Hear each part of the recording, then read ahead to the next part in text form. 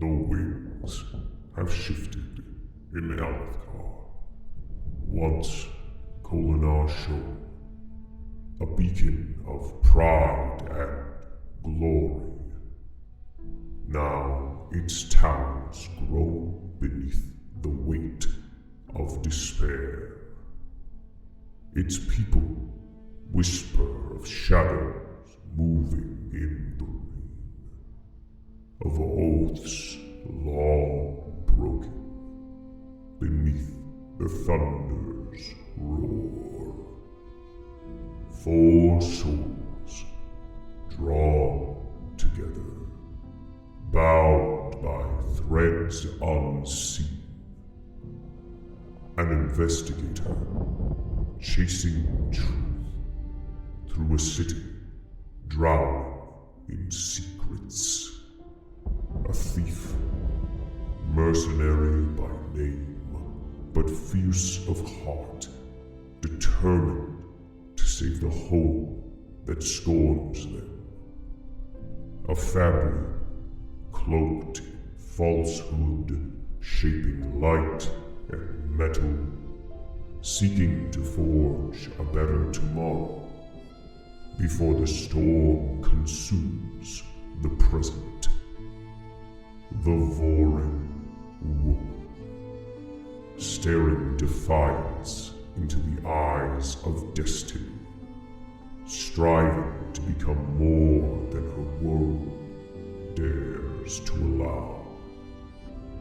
The city trembles. Cults, old and forgotten, whisper beneath the weeping stone. And from the tempest comes a call for those who would speak the last ideal.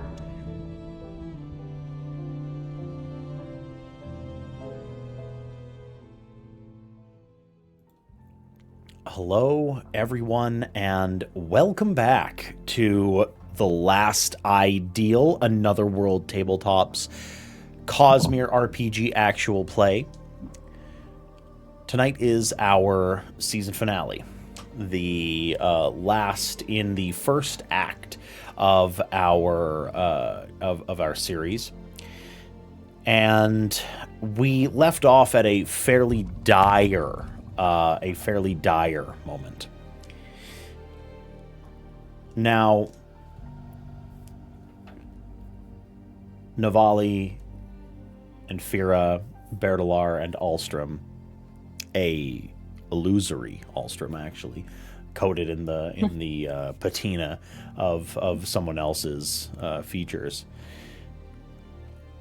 are walking down a stone street in the market district of Kholinar, having freshly come from Tunavir's abode. On one side of the street are 2-story tall businesses. On the other side of the street there are tent stalls and a small night market. And on this main thoroughfare, coming from one direction on the busy street, is a set of 2 wall guards who are flanking an officer of the Kholinar military. In his hand is an already materialized shard blade, green all along the back, and wavy like a roiling sea on both sides of the blade, almost in the style of the short of a flamberge. On the other side of the street is a more recognizable individual, Tasmir, the officer who is attached to Amaram's forces, the high general of one of the high princes of the Shattered Plains.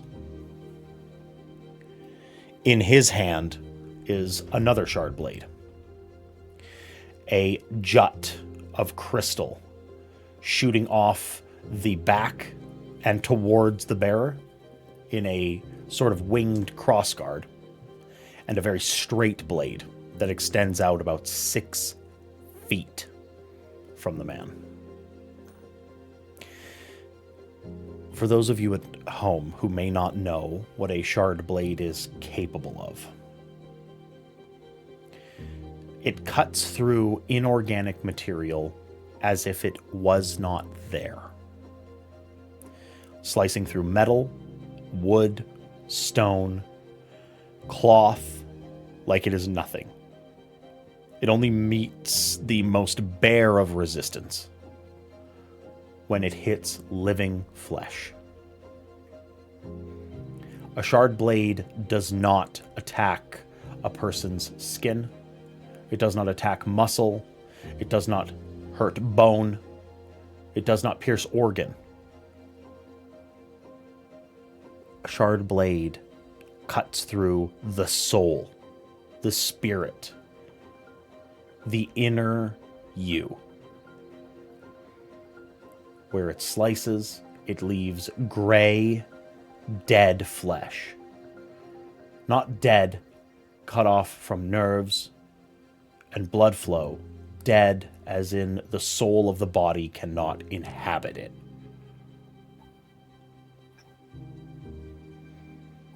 And so, our party is flanked on either side by men who wield the most grand weapons of destruction that the world knows in the modern day.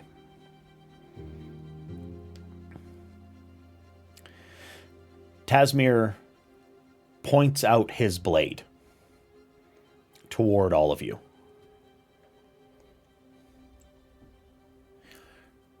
It is time that you come down for questioning. You are being detained. You and yours are the only ones who seem to know anything about the heist at the Devotary. You will come with us immediately.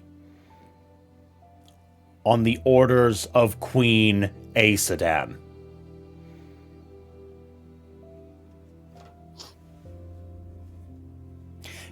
Can I please get an insight? Yeah. Yeah. Yeah. 16. I forgot. That's fucking dice. 16, okay. 21. 21, okay.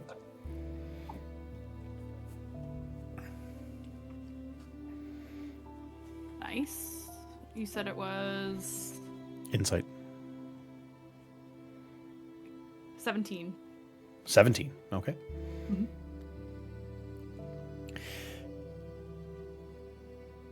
It is only Feraniel that truly picks it up.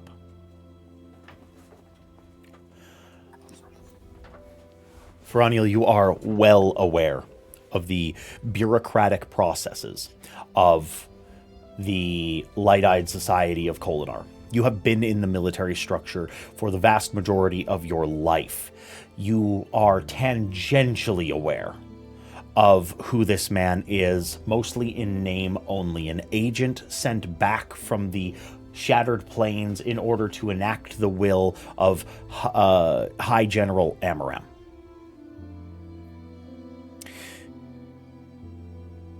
The Queen Aesudan does not give the authority to use her name out on the streets to anyone except for the Cobalt Guard. And this man is not the Cobalt Guard. He is bluffing. In fact, you are well aware that he is operating wildly outside of the jurisdiction of his station. He is an agent of the military structures of the Shattered Plains. He is not a member of the Wall Guard, and he has mustered the forces here, you would have to imagine, with either spheres or browbeating. You've seen these tactics before. Tasmir is a bully, a thug, and wielding a shard blade in public, like this, a maniac. You see anger spren, bubbling like boiling blood, surrounding his feet. You see fear spren flitting about the shoulders of the attending guards around him.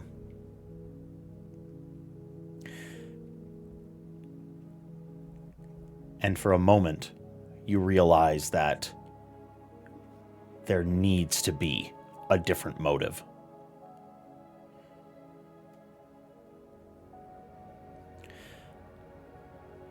But regardless, on one side, a shard bearer, on the other side, a shard bearer. But you do, Feraniel, recognize that you're likely the only one who knows this information. Immediately at that, she's going to whisper under her breath, "He's lying. He is not here on behalf of the Queen. That's not how this works." Okay, Bright Lord, are you going to place any charges now, or are we going to just have to take you, or, you want to ask some questions? I don't think I quite understand why, all the pomp and circumstance. They stand about 60 feet away on either side. A good, in the amount of heartbeats that it takes to summon a blade. They would be face to face with you, but he starts to walk towards you, pointing blade now in your direction, and he says, "Berlarger, you in particular, as a Light Eyes, you are being accused of treason. Treason against the city of Kholinar, treason against the nation of Alethkar, and I speak now in the name of High General Amaram, the banner of Aladar, and the war machine that is the princes who operate on the Shattered Plains. You will come with me or suffer the consequences, which are my blade." Can I just ask what treason I committed? He continues to walk towards you, perhaps 30 paces away. Perfect. You are charged with the theft of a document from the Devotary of Insight, robbing the Ardentia, and being a heretic of the highest order.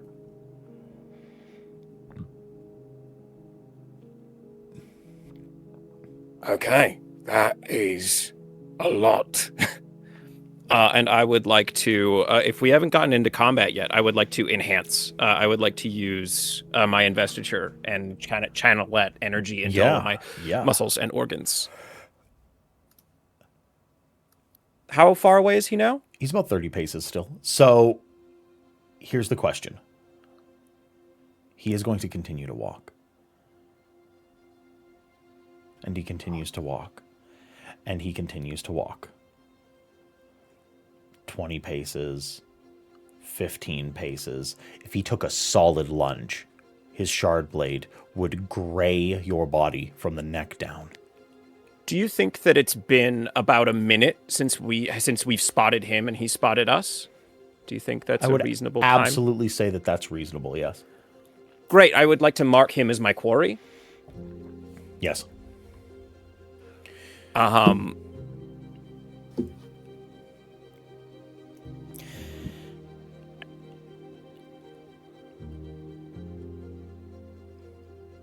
Okay. I'll come with you, but I don't know what they have to do with it. And I'll start walking towards him.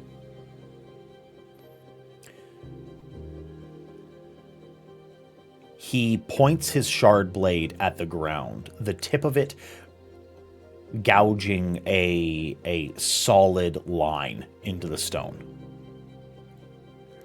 On your knees, you will be shackled and brought to the palace.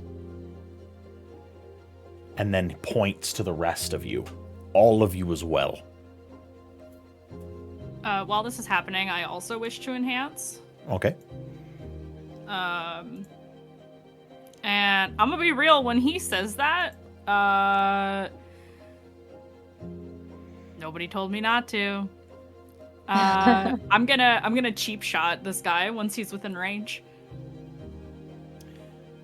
We will. Okay. The shard bearer that is behind you, as well as the two attendants, the shard bearer being a tall, blonde, maybe about 7 feet tall, ridiculous giant of a man, and his two attendants have also started to move about 30 paces away. You will start this initiative as a surprised action.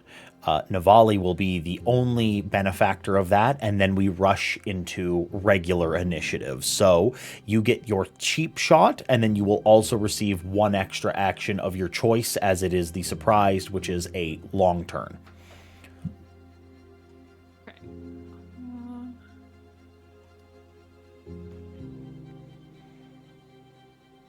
Checking.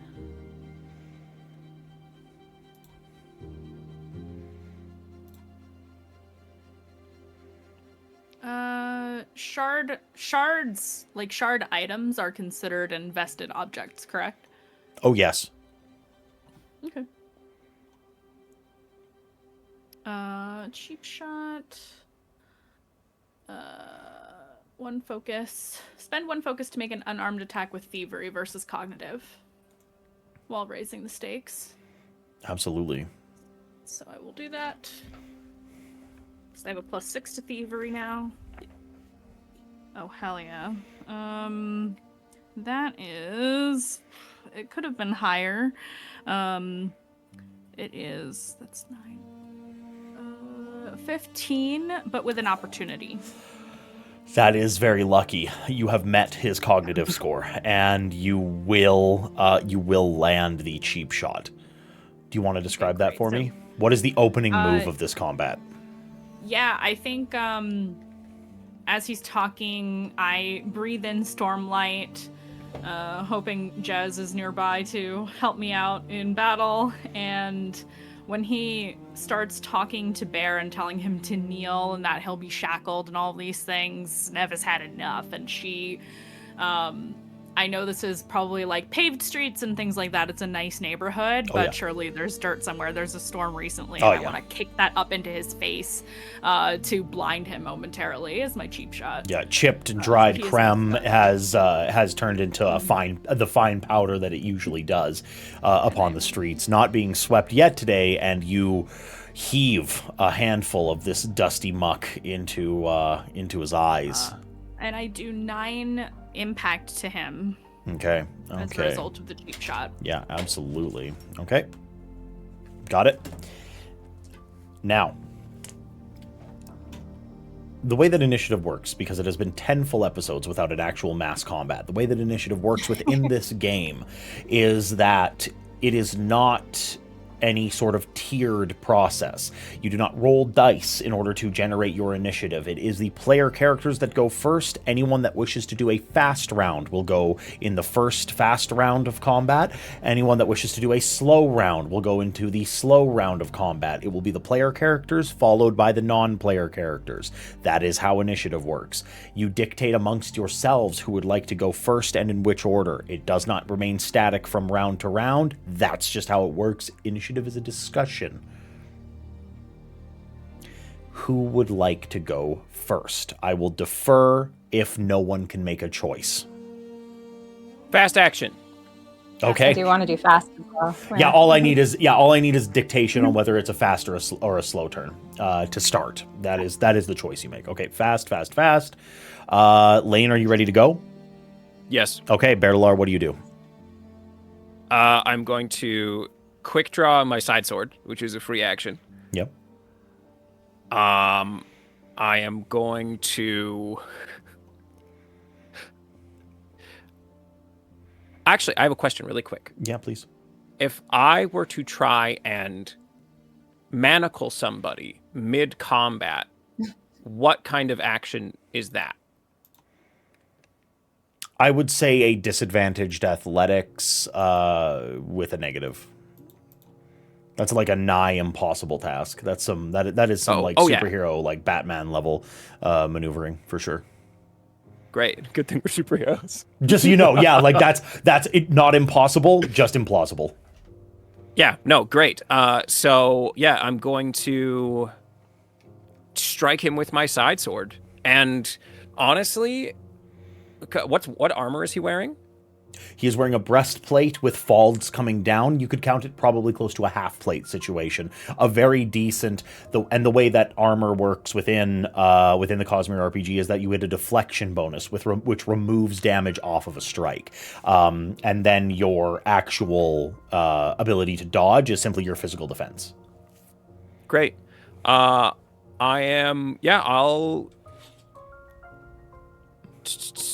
have advantage already because he's my marked quarry. I'm just going to swing. Yeah. We're swinging. Yep, absolutely. Oh my god. 25 to hit. 25 strikes.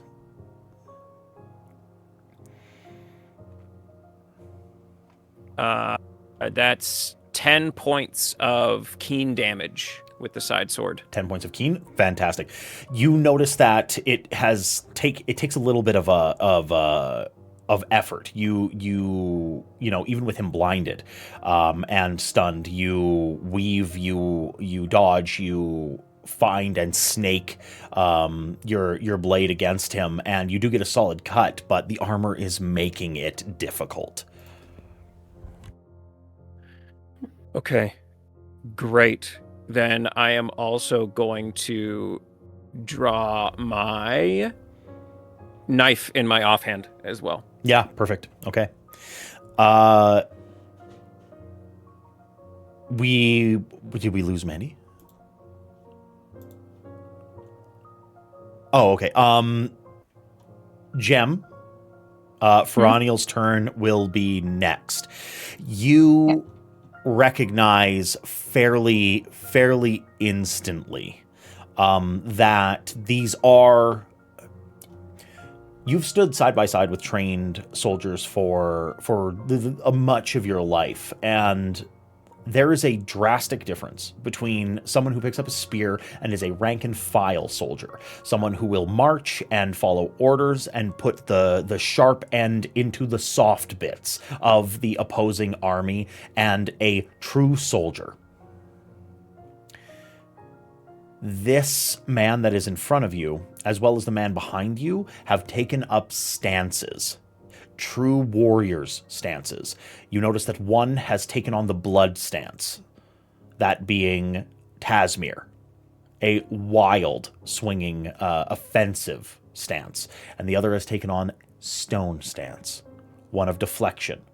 It also shows that they have tiers of battle prowess ahead of their contemporaries. You can really feel the danger. What do you do?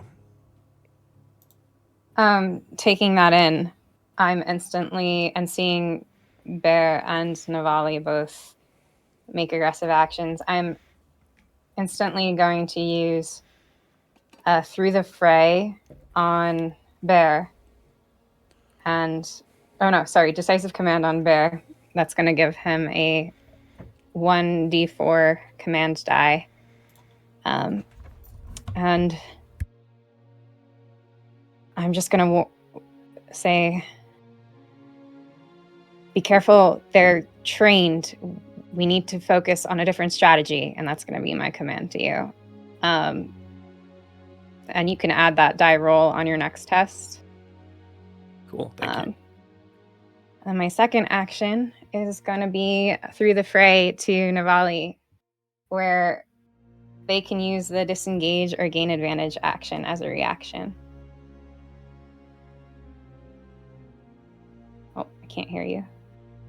So that will work as they get to spend their turn's reaction in order to gain advantage instead of needing a different skill or the assistance of another. Perfect. Mm-hmm. Perfect. Love that. Okay. Awesome. And at the same time, she's going to also use her free action to draw her side sword, but she's more focused on assessing and looking around for a way out or a strategy. Absolutely. Absolutely. That just leaves Alstrom.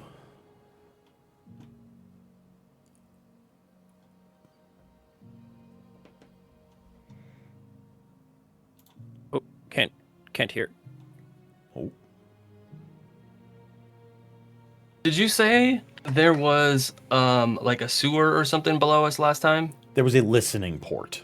There was some sort of yes. It would seem as if there may be an empty chamber underneath the street where you're at. Like there's.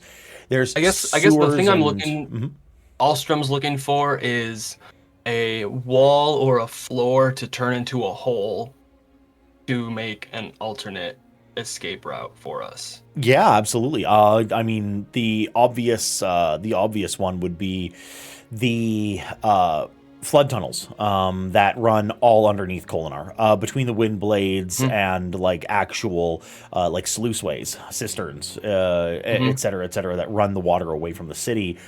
There's tunnels all underneath the streets of Kholinar, absolutely. And the listening port that's just beneath your feet leads you to believe that yes, you would be able to cut a hole and hopefully there would be a method of egress away from here via the tunnel. Mm-hmm. Yeah, I want to use my creme reel to turn the ground like right in front of me into clay, so I can, turn it into a hole. Okay. Yeah. Perfect. That's one action. Mm-hmm. How many actions do you think that would be? 1 or 2? For the creme reel? Yeah, I mean it is one action, but like, do you think it would be more than 1? No. Definitely not. It's a very simple activation. So yeah, okay. Yeah. So I put my hand on the floor, and I think. Oh no, this doesn't use any stormlight. It's just a charge.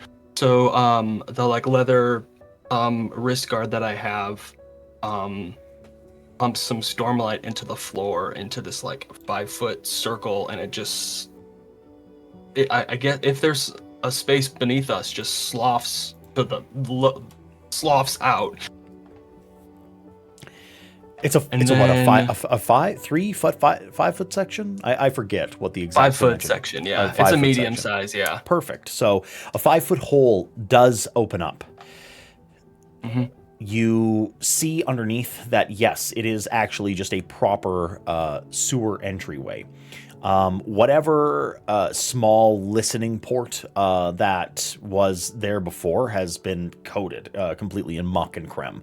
If there was an individual that was listening, they have absconded.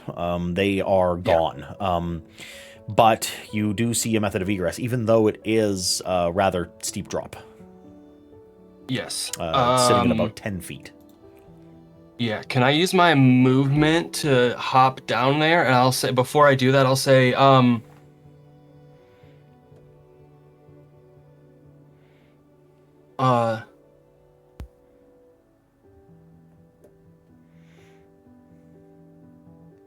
don't worry, I got your back. And I hop down, probably taking some damage, and like getting my sling ready. I'll ask. I see something. I will ask for an athletics.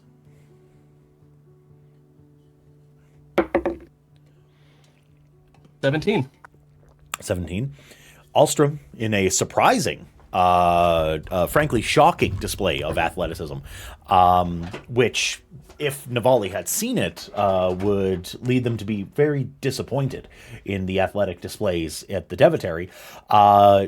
Jumps down and lands in a nice hero's 3-point landing and takes not a single sliver of damage from the drop. It seems as if maybe he picked up a thing or two from watching Navali vault amongst the stacks of the library. So, Navali, you are last.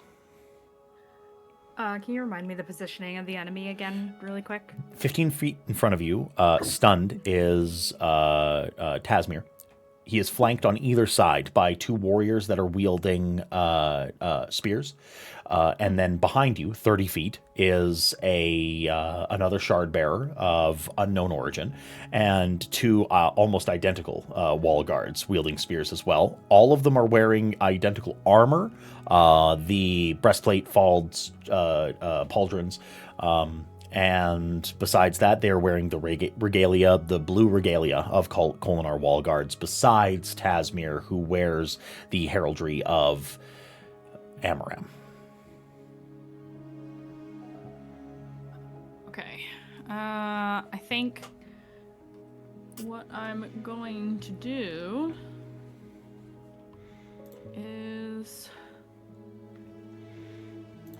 Oh, also, Bear is up in Tasmir's shit. Oh yeah, Bear and Tasmir are nose to nose essentially. Great. Let's see. Within 20 feet of you. Under your turn, disengage or gain advantage. Action is a reaction. Could I have used sorry, I was AFK. Could I have used my reaction after receiving it to have advantage on this attack? Is that how Certainly, that works? absolutely. A reaction can be a reaction is essentially used whenever you would like, even on another person's turn. Dope. Yes. Okay. Then I want to spend that to have advantage as I attack Tasmir. So I will do that. We know that his physical defense is under 25. Okay. That is what Bertilar rolled. Great. I told you he knows how to fight. He do. Yeah, I'm gonna use my knife. Hope. Yeah, you get 2 actions on there. So, knife. Okay. Okay, well, the first one's a nat 20, so it's not going to get any better than that. So that's a crit. Plus 4 for knife, 24. Does that hit? I mean, it is a nat 20, but... Oh, yeah. Yeah, that certainly hits. Okay. Yeah. Great. Remind me again, crits in this game, do I just roll double damage? Maximum damage. Maximum damage. Yes. So it would be 8 total Okay. keen damage. Keen damage.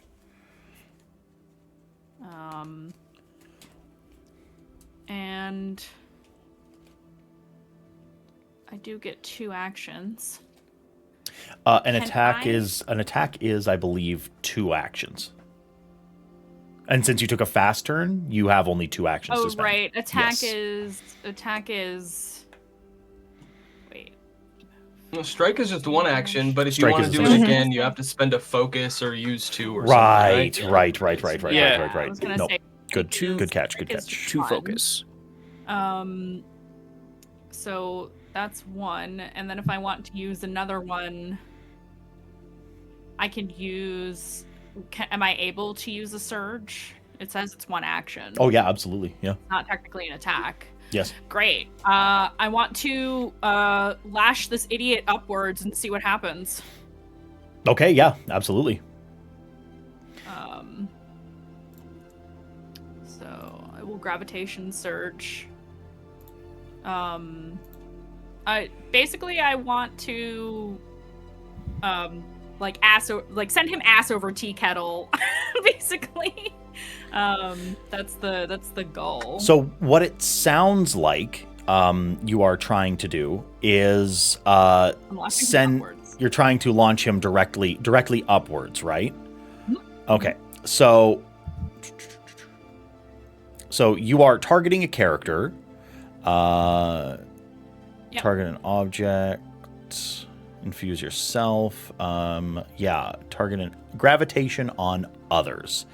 So you're performing a basic lashing on an unwilling character. You need to make a gravitation a test against his target or his physical defense. So go ahead and roll. I think it's awareness for gravitation. They adhesion, like the lashing types, like your different surges, gain their own skill on the character sheet after you get them. So I have a separate skill for gravitation. Perfect. Which is a +4. It's kind of cool. That is unfortunately a 6. Can I use my reaction to aid you, to give you advantage on that roll?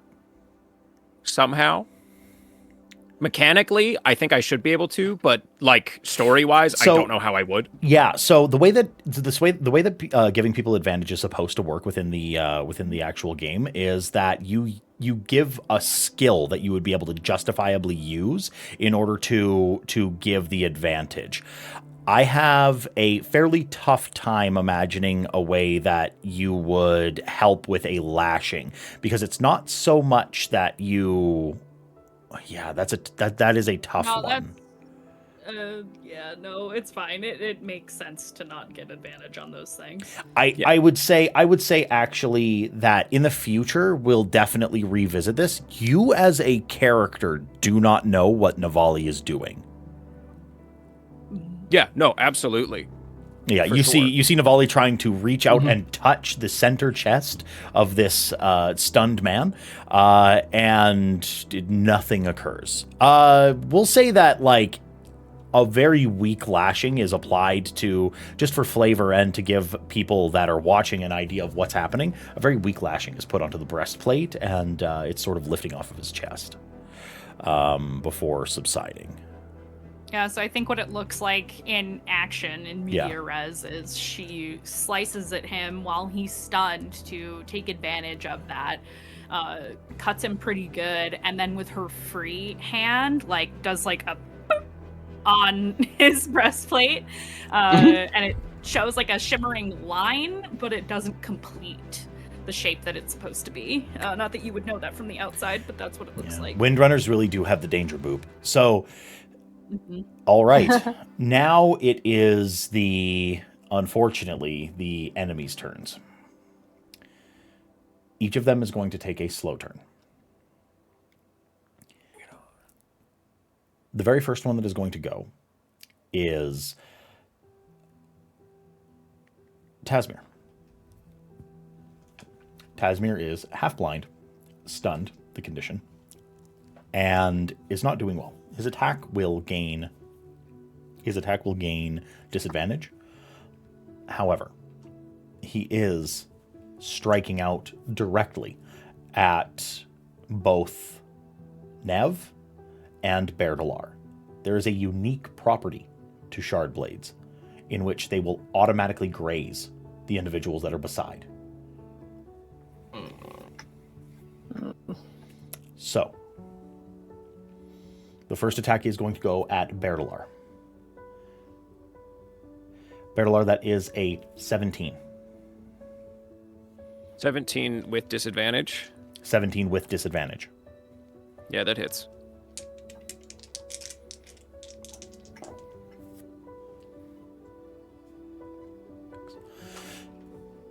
So, you are going to take 7 spiritual damage. This is not HP. As well, I need you to roll a d20. This is versus an injury. Not good. That's a 6. That is a 6. All right. Okay. So.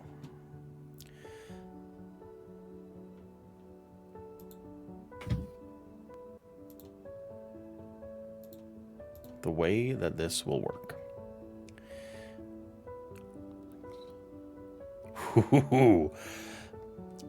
You have the ability to do investment, but the reality is that you have a minor injury that otherwise untreated will do the following.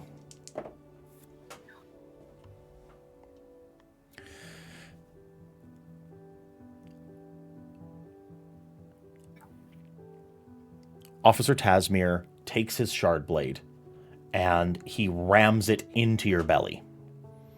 connecting with organs, connecting with your viscera, and shooting out of the back of you. He then rips the blade out of the side of you, drawing a thick gray line in your flesh. You are considered, and I know this is going to be rather ironic. You are considered slowed. Of course I am.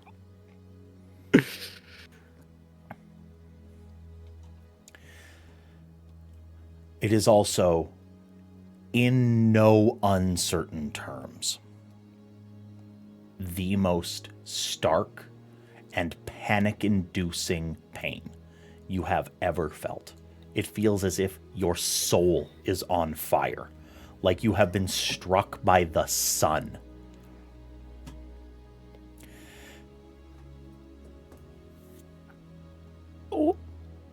For his second action, he is going to brace himself, which is largely irrelevant until the next turn. Next are the two guards that are adjacent to Tasmir. They lower their spears, and they are going to attack Navali. Navali, what is your physical defense? Too high for you to roll. Just kidding. It's 15. 15, okay. One does not strike, the other one does. A sharp spearhead reaches out and bites Navali in the thigh, dealing 7 points of keen damage, minus your deflection. Oh, let me add one back then, actually. There we go. Next, the shard bearer that is behind sprints to the hole that has been formed by Alstrom and jumps inside. Oh. As he hits the dirt and muck that lines the sewer tunnel, he is going to make a grand sweeping slash at Alstrom.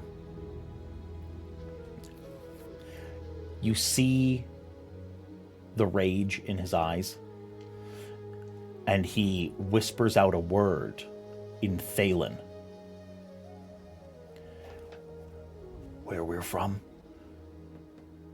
this isn't anything but a man beyond his means, but here you're a heretic, Alstrom. Somehow, this man knows who you are beyond the illusion. And he will go to strike you with his shard blade. What is your physical defense? 15. 15? That is a strike.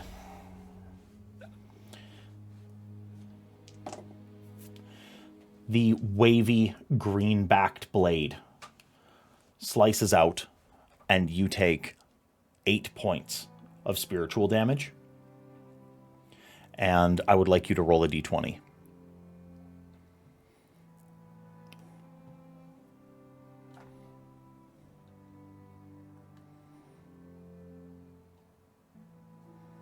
$16.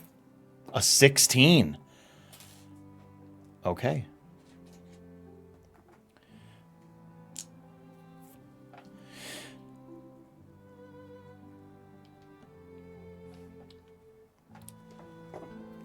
The shard blade pierces your upper shoulder and rips out of the side through your collarbone and up through the shoulder.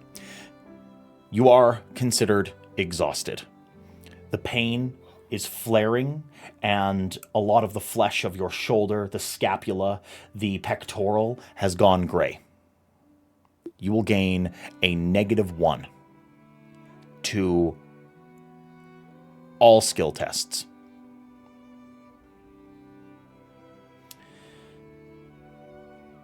The two soldiers that were beside the mysterious shardbearer rush in with spears, and they are going to attack Veroniel.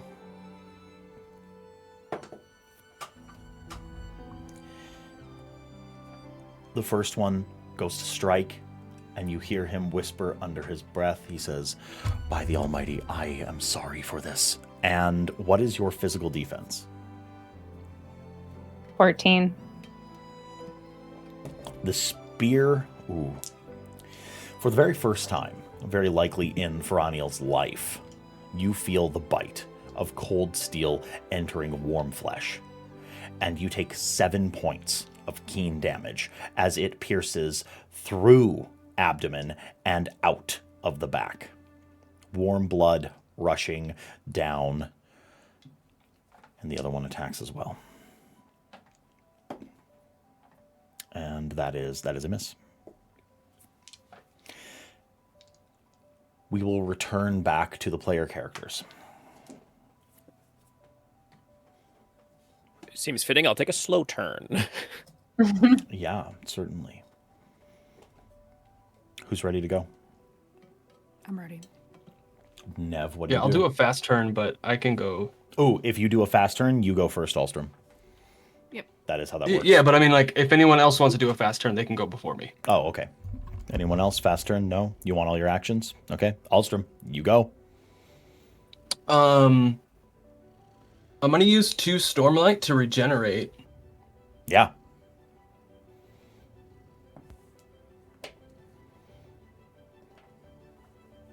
Which is a free action. Yes. So that's 11. Does that do anything? Yes, it does.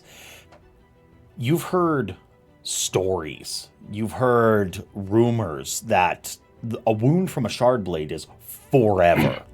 They don't heal. You lose access to that part of your soul. It is severed. And in a very panicked reaction, you reach for the investment, the stormlight that is inside you. You feel it thumping in your veins, and you use it to push out that spiritual decay from your shoulder, and you feel it grow warm again. The wound healing, and the flesh whole again. What do you do? You call me heretic? Not I. You are the heretic. And I want to try and attack, grab him and attack with my compressor to see if I can slow him. Oh, yeah, okay. Yeah. Absolutely. So it is a physical defense. Okay, yeah. 12. 12 does not hit. And then that's one action. I have 2 actions. Yes. I also want to do. I'm going to use one more investiture and make an illusory duplicate of myself. So I guess I'm disguised, but then I kind of breathe out, and the disguise just turns into another version of Alstrom.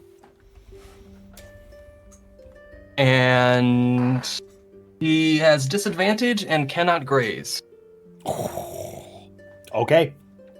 Okay. Absolutely.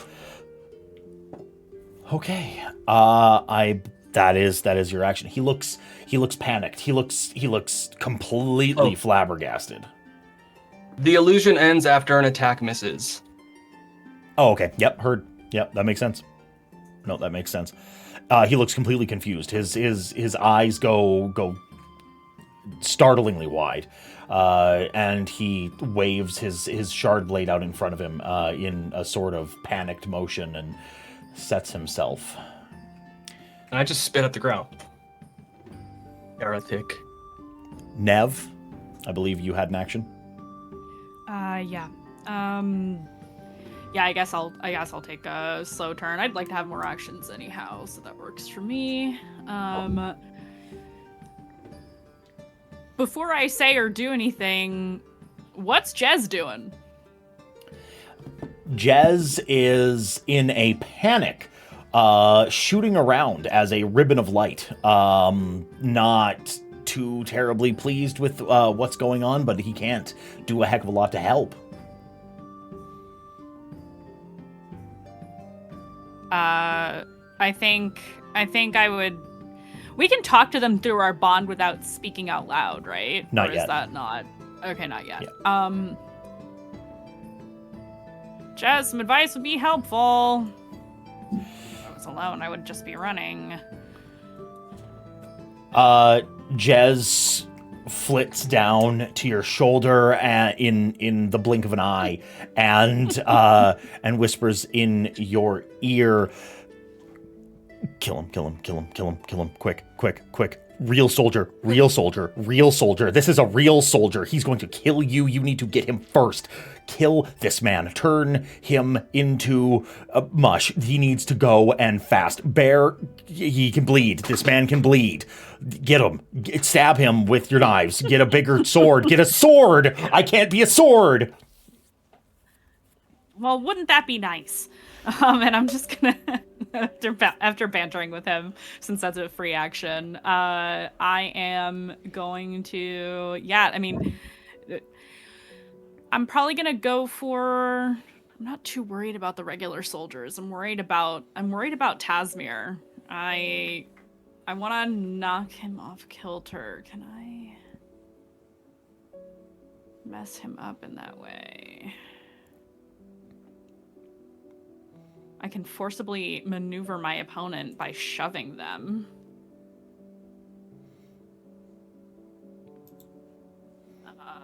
Athletics test against physical defense of a character within your reach. On success, you push or pull the target 5 feet horizontally. Oh, cool. I want him to move away from Bear.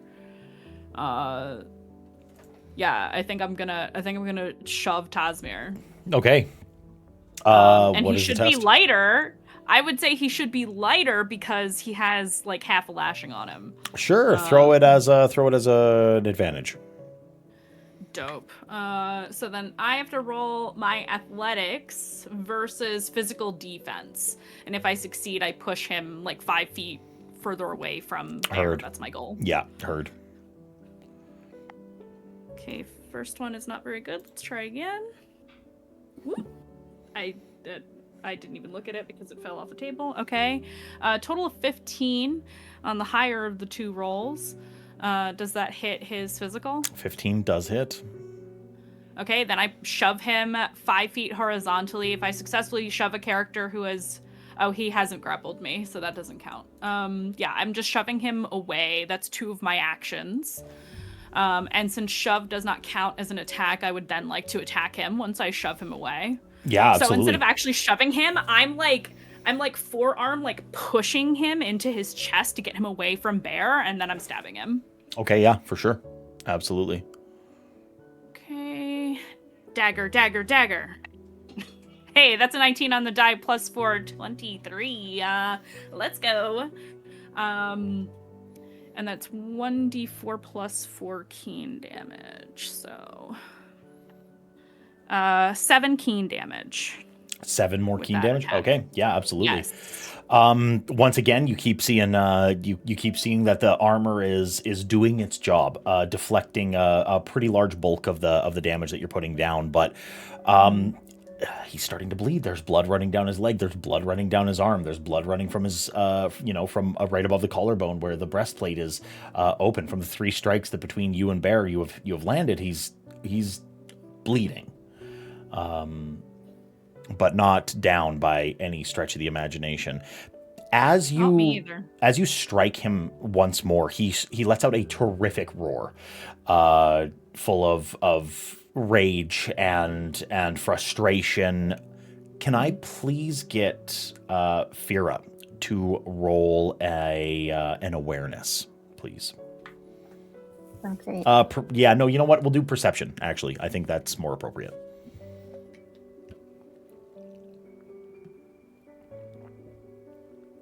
19. 19. It is it's hard to call birthright, but it seems to be a hallmark of Alethi warriors. You see that crazed, rage-filled look in his eyes. This man has anger spren boiling out from underneath him, and flits of glory spren popping into existence, these little golden spheres, and you see the thrill running through his eyes. You see that bloodlust. You are very worried that this man will not stop until you are either dead or captured, and you're unsure about the captured. He's possessed by something, and you can feel it. Nev, is that your turn? I think since he's growing... Actually, you know what? Nope, I'm fine. I'm good. Okay. Yep. Bear, Fira? Bear's gonna look back to Fira. You okay? Are you gonna Kira be okay? Kira's not even responding to you. She's taken in the scene and looking terrified at this man who's hovering over both of you. Okay, great. Good checking. Bear Delar is also going to use a free action to spend an investiture and regenerate. Yeah, okay. 4. So, but spirit damage still does damage health, right? Like it damages hit points. Yes, it is targeting Okay, cool. spirit. Yeah. Yeah. It is considered spiritual damage, which means that it goes against spiritual defense. Yeah. Cool. And it doesn't. That's the one damage that can't be brought down by armor. Yeah, no deflection. Yeah, deflect. Yeah. That's Which right. is why Yes. that's the only reason why I say that it's targeting your spiritual defense, because that means your deflection bonus does not count at all. Great. Does the gray wound start to heal a little bit? You said 4? Yeah. Even though it was a rather savage wound, the health has started to heal. Yes. The flesh turns less gray. I'm gonna point at the other 2 guards who just attacked Nev, and then point at the wound and go, Did you see that? What in damnation is going on, eh? and then Bear's going to rush around to the other side of Tasmir from where Nev was. And smiling is going to... So I think you can... first of all, what is he braced against? You said he braces this turn? He has braced himself against nothing. The brace of him seems to be against... So... In a regular situation, you would need a surface, something to push yourself against, a person, anything.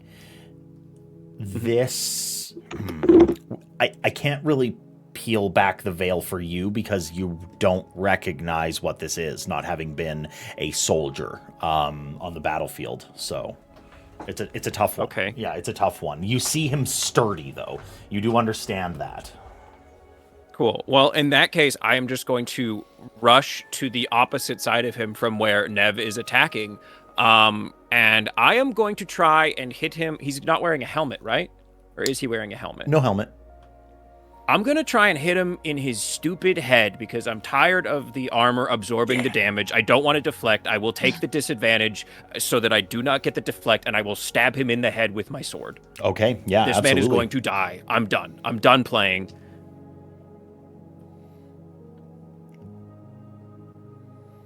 17 plus 6, 23. 23 does hit. Not bad. 9 points of keen damage. A wicked slash across the face.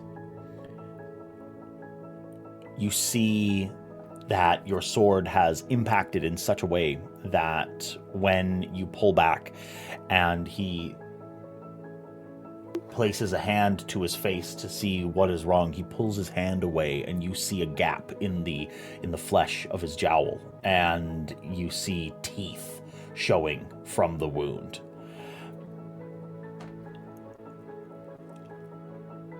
Great. I'm going to spend a focus, and with my offhand, because I have expertise in knives, I will spend one focus instead of two to take a second attack. Once again, I'm going to go for his head. I'm tired of this. Okay.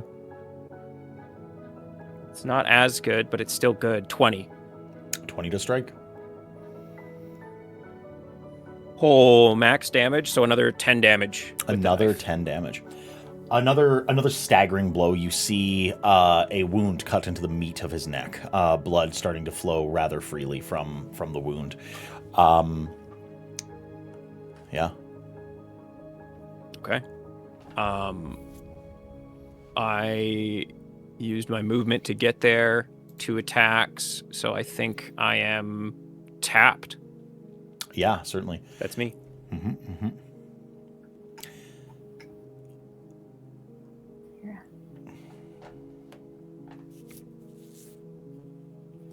I believe that would be Fira. So, recapping what I'm seeing, I see these 2 soldiers in front of me with spears.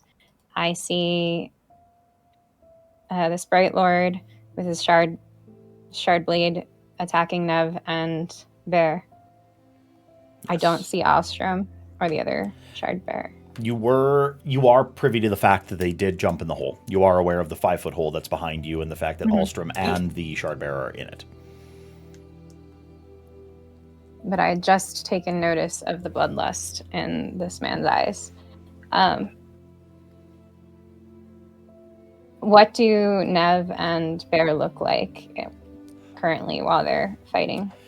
Nev is fairly whole. No. I have a cut on my leg, and that's it. Yeah, and Bertalar, though, is still suffering from a fairly savage strike to the side. Until that wound is fully healed, that is a rough wound. You see a thick line of grayed flesh in his abdomen, as well as the separated cloth clothing and etc. that is there as well. And to further hone in on that, Bear has entered full-on flow state, feral dog mode. Absolutely. There is no thought, like there's no thinking right now. That's all. But he looks worse than Nev, right? Certainly, yeah. Yeah, and you haven't used that command die yet, right? No, both my attacks hit, so I still got it. Okay. Fira, sensing that this Bright Lord with Bloodlust has the most, is the most danger right now that she can see, and she sees how injured Bear is, she's going to disengage from these 2 soldiers. I can do that, right? Yes, you can. Yeah. Absolutely. You can spend an action and use disengage. Then she's going to move to within range to near this Shardbearer, Bright Lord. Yes. Tazimir. She's going to again use Through the Fray, this time on Bear. And if she can, just put out a hand or get his attention. She's seeing him in this flow state, but she sees how injured he is, and tell him to get away. And while trying to draw the attention of Tazimir.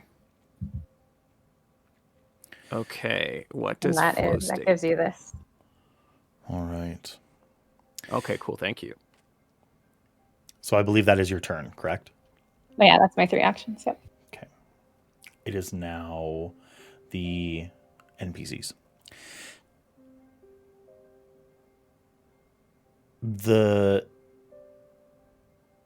I think the first thing that happens is a little bit of banter from, first of all, Jez. Jez whispers in the ear of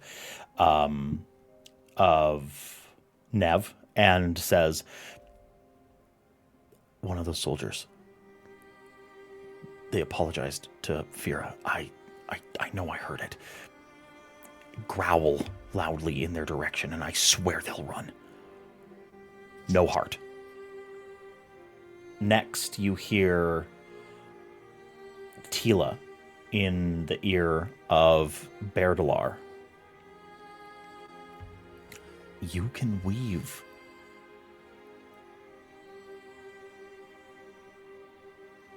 Put something over your friends. Anything. Make it harder. Do something.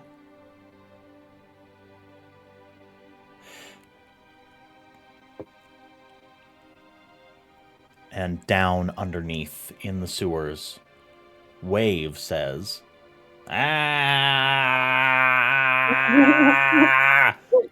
in a panicked vibration, dimpling the fabric of your vest, zipping about erratically. Wave is not doing well and is panicking quite badly. Fear, a lot of fear in that poor little fella. So, next, it is Tasmir. Tasmir looks to Berdalar. And a roar, spittle flying from mouth. He whips around, his blade flying past. And your physical defense was 15, correct? He rolled an 18. It's 15, but I am going to use dodge with another focus to make him give him disadvantage. To give him disadvantage? Okay, perfect. He will... That's even higher. Great.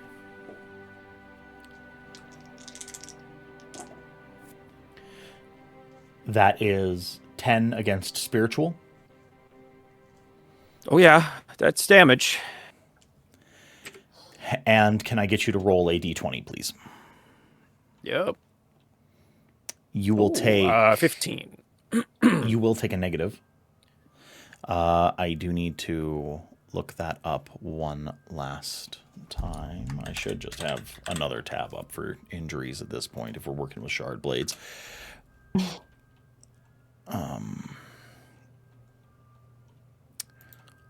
So, you said 15? Yeah, 15. Okay.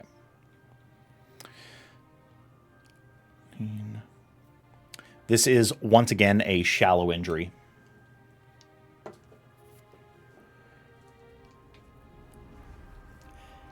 You feel a cold bite of shard blade reaching into flesh. You see the tattered remains of your pant leg flow free as the last 8 inches of this blade cuts through the bottom underneath the knee and severs your leg completely. You feel it go directly numb. Bear, you fall prone. And you are no longer considered slowed. You simply cannot stand. He is going to spend a focus, and he is going to lash out at Navali. Nev, your physical defense was... It's 15. 15. The strike lands. I would like to spend a focus to use the dodge reaction. Ooh, okay. To add disadvantage to his attack test. Okay. That is not one. So he will not hit. Nev, you duck. And a strike that otherwise, very likely, let's see. Let's see how deadly that would have been. Yes, you would have taken quite the strike. You would have taken a total of 12 damage past spiritual. So the other shard bearer is going to attack Alstrom. Disadvantage. Disadvantage. That is oof. Okay. Well, that is a 7, but it was going to be a 26. I think he hits, but it's the illusion, and then it just puffs away. Oh, yeah. He is going to spend the focus to attack again. Oh. That's... What is your physical defense? He has rolled a 12. 14. 14? He does not strike. Go!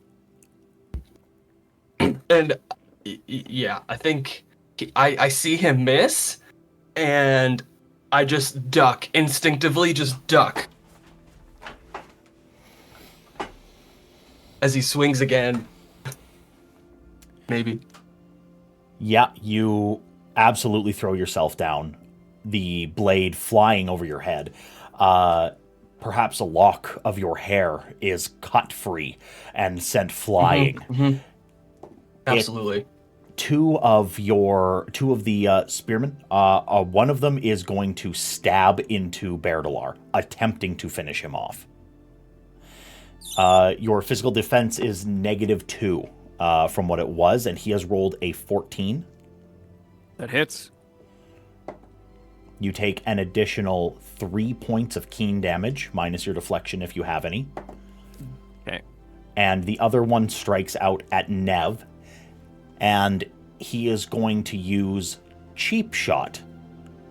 So this is against cognitive. What is your Rude. cognitive? My cognitive defense is 14, so just one less than physical. So Nev is old hat when it comes to the cheap tricks of the streets of Kholinar, and you see what is known as the Dirty Devotary, as he goes to bring, not knowing what your gender is due to your intentional obfuscation, he goes to nail you between the legs, finding no purchase, and dealing no damage. Was that supposed to hurt? Yes. And then he pulls his spear back, and then we move to the other two spearmen, and they are once again circling on Feraniel. The first is a a gross miss. The dice have rolled a 2, and the second, your physical defense was a 14? 15? Yeah. 14? 14. That does strike, and you are going to take an additional 3 damage. Keen.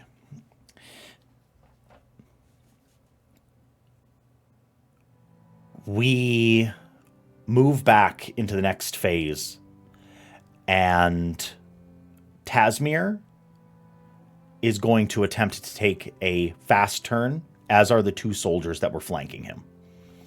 It is up to y'all whether you want to take fast turns and deny him the ability to move more quickly in this initiative phase. Yeah, I am. Okay. You will take a fast turn as well? Damn right. I think I have to. I think I have to take a fast turn. I'm gonna deny Yeah, this. as well. If you're slowed, are you able to take a fast turn? Yes, you are. I'm not That slowed doesn't- anymore. I'm just prone. Yeah, just prone. No, you're still slowed. Oh, I'm slowed and prone. Yeah, until the wounds that you have taken are fully healed, you do not remove the statuses from a shard blade strike. Cool. So then I'm not exhausted, yeah? You're not exhausted. The wound was completely healed. Okay. Let me know if this is reasonable. Because I think I'm gonna go through with this anyway. Because I have means. I have all manner of thieving accoutrement all over me. I want to tear the oil flask that I keep and smash it into Tasmir. And if I have to spend focus to light it on fire, I will.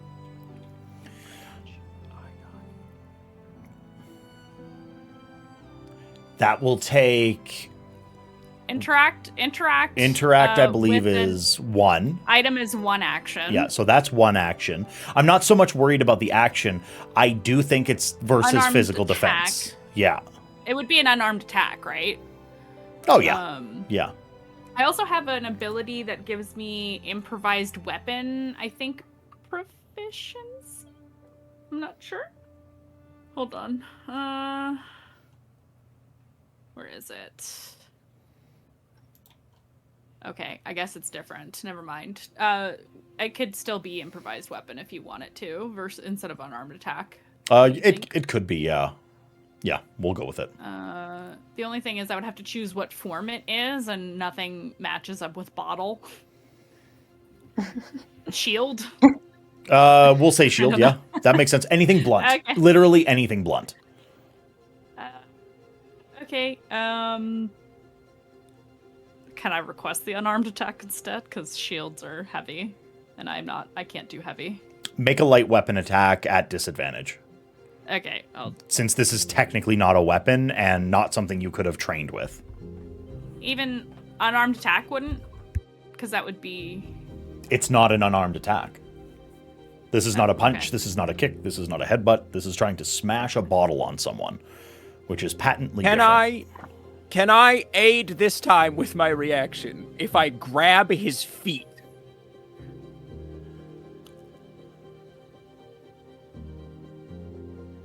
I will allow advantage if you land an attack of your own without disadvantage. You need to roll above a 15. So you said mine was a disadvantage? Yes. I'm trying to help, but it did not work. Yeah, Bear's trying. He's scrabbling at the feet.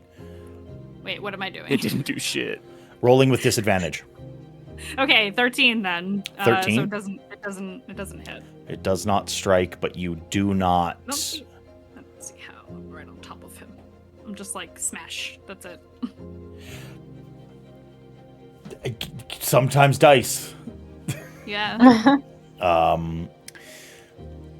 So, after Nev, it is going to be... Is anyone else taking a fast turn? That is my question. Bear is? Okay. I think me too. Okay. What happens to the oil, though, when I break it? Still Where in your does it hand. go? Not broken. Okay. Because you were playing... Okay, so here's my line of thinking. You had an oil bottle in your hand. You went to strike it against him. It did not hit him. It did not hit anything. You didn't follow through on the attack and smash it into the ground. I'm not arguing. I said okay. No, okay, yeah, for sure. I'm just like, that's how it works in my head, right? It's not broken. Yeah, that's fine. Makes sense. Fine. Okay. I'm on the ground. This guy, he's got to be hurting something fierce, right? Like he's not in a good way, right? It's tough to say. Like, I'll make the perception check to just look at him, like, or like a medicine or something. No, yeah, like, please. I would say a medicine. You're trying to get a vibe on exactly how he's feeling. Yeah, that's really good. That's a 20. Better than you'd hope is the problem. The armor. What really the hell is this guy made out of? I stabbed him in the head. You hit him. You hit him twice in the head. Those were truly two of the only attacks that actually went through. Tallying the damage, which, is something that y'all could have done. Like, we'll lift back the veil a little bit. He's only taken, unless we're without accounting for deflection, he's only taken 25 damage. That's not true. Right? I've dealt 29 myself. I've dealt 29 damage to him with my attacks. With deflection. Sorry, did I misspeak? Like, with deflection, he's taken 25 damage. Oh, I see. Okay, so after all of the subtractions. After all the subtractions, he's taken 25. That's not crazy for a soldier path, shardbearer path. So he's looking, and he's got a mania to him.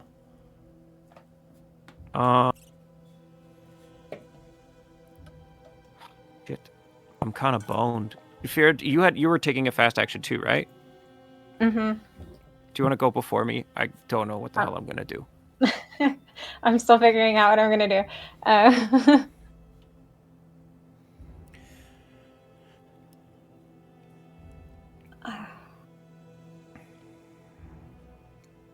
Fast is 2 actions, right? Fast is 2 actions, yeah. I have a mechanics question then. Please.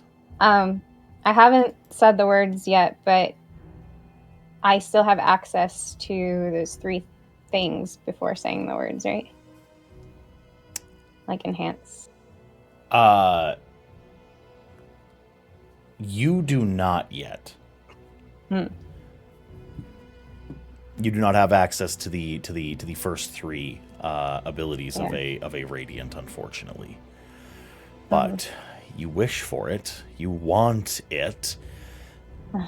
And I guess what my question will be, to get a little meta with it, is what's Fira feeling in this moment?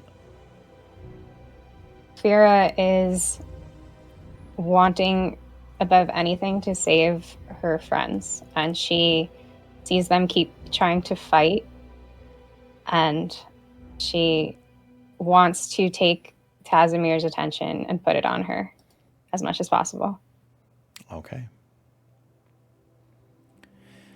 Well, you could put yourself between Bear and Tazmir. You could help flank with Nev. It's tough. It's tough. How close is she to Tazmir right now? You are perhaps 10 feet away. Okay, so then I think that'll be my moves. I'm going to move into melee range of him. And then I'm going to attack him with my side sword. Okay, yeah, absolutely.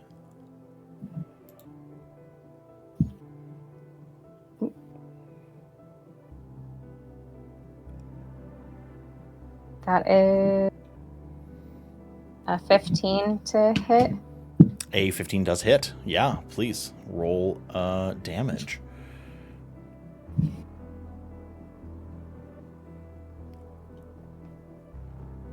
Oh, I can't read this d6. Oh.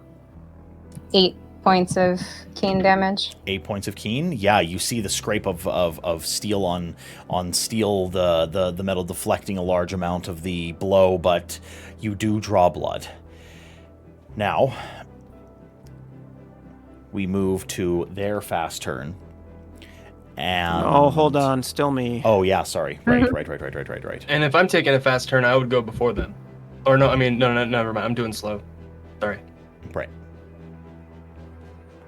I have to spend the investiture to heal. Just not a lot. And then I am going to spend my whole turn breathing Stormlight from my pouch. Okay, yeah, certainly. And that's my turn.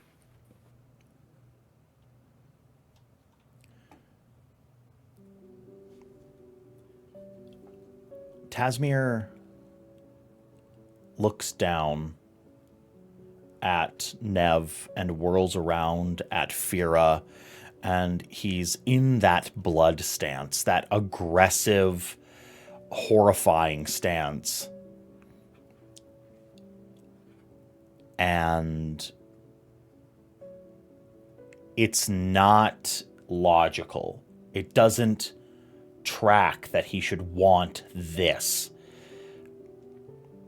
But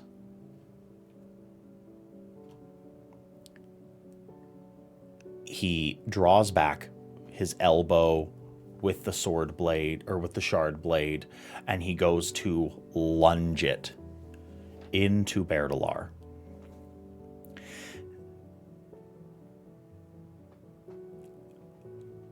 I mean, I'll spend the focus to try and dodge, so maybe he's down to a regular instead of with advantage. You spend the focus. You roll onto your side. You give him that disadvantage. I want to aid somehow. That's really good.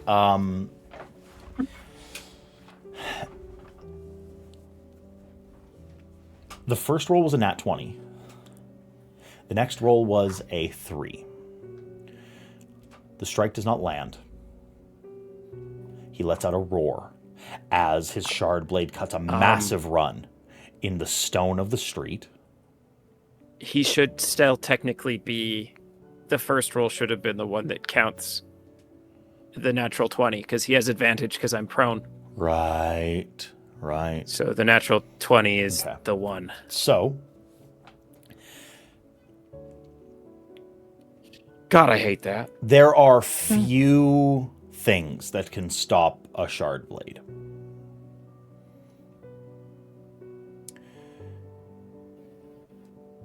And it's really other shard blades, shard plate, newly minted half shards. And you're all panicking. Yeah, go ahead. Does he move away from me to make that strike? No, because shard blades have reach. Okay. And Fira, you hear in the back of your head the voice of Frame. It's time. It's time. It's time. It's now. It is now. Now. The words don't matter. The words don't matter. Use me. He'll die. And you feel this pressure in your body, this want, and he says that the words don't matter, but they do need to be spoken.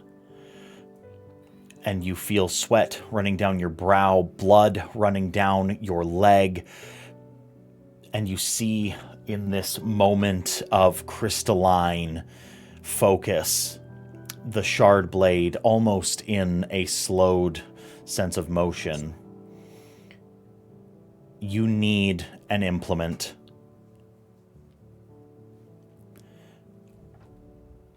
What do you do? Fira, it's like all the fear that she's had in this fight so far slowly evaporates from her body. And it's like everything slows and she feels calm in that one moment. And she responds to Frame, I will become what you see in me. And she's going to brace herself and straighten up, and shoulders back like she's at attention and facing Tazimir. And she's going to say, life before death, strength before weakness, journey before destination.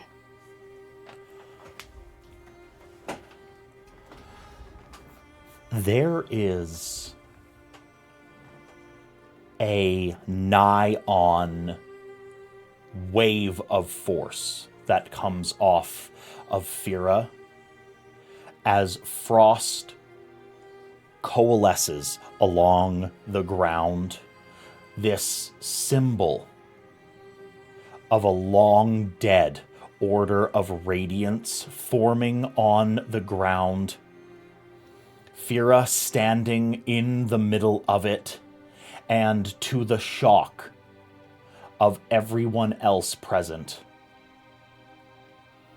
Fira, you hit one of those well-practiced kata that you have seen done on the battlefield so many times, all of those nights that you spent training under the cover of secrecy, and a jet black blade with a slick of pearlescent light coruscating off of it forms in your hand, catching the descending shard blade of Tasmir.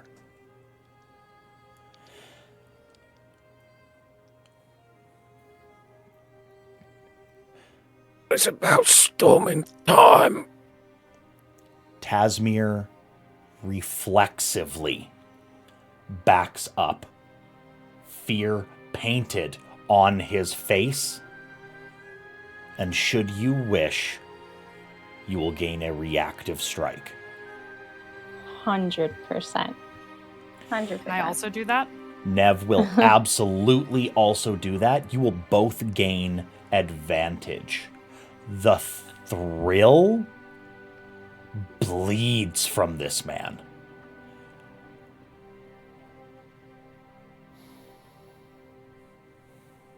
Right. I don't hit 14. He is no longer in a stance. Or sorry, he is in blood stance. You, even with advantage, you don't... Oh, blood advantage, and he has -2 to his physical defense. His physical defense is 13 I right rolled now. a total of 14 at So advantage. you strike. So then I guess I do strike him, yeah. Yes. 1d4 plus 4. Hey, that's a total of 8 damage. I rolled max on that one. 8 keen damage. And what did Fira roll? 17 to hit.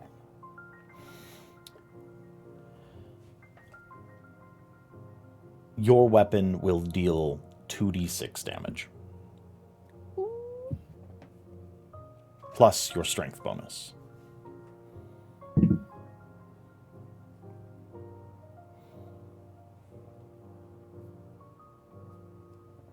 And that's 8 points of spirit damage.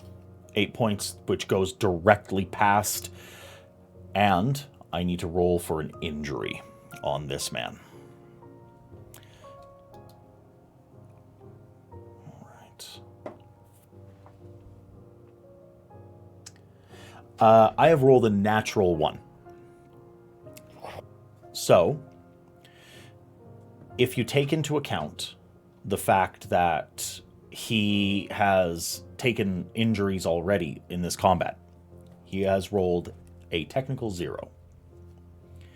The thing that happens when you roll a 0 on the injury chart is very simple. You die.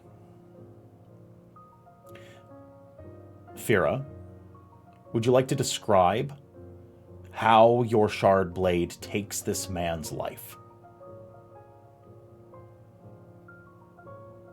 Ooh.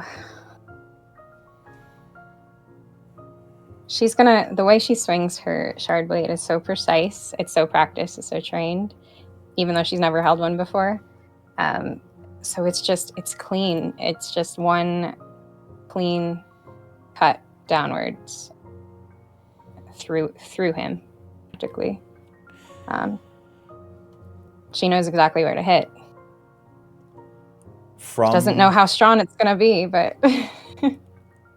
the blades do far more damage when they come down at an angle, a proper angle. It cuts through the straps of his breastplate, through the clothing of his tunic, through shoulder blade, through clavicle, through pectoral, through heart and spine and rib and hip. There is a sputtering gasp as what is left of his respiratory system takes its last very stilted breath. His eyes go wide. His light green eyes turn to smoky black. Literal gases escaping as he crumples to the ground, dead. And folks, that's where we're going to take our human break. We'll finish up the rest of this combat when we come back.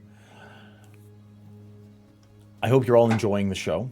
That was a fun first half. We'll catch you on the flip side.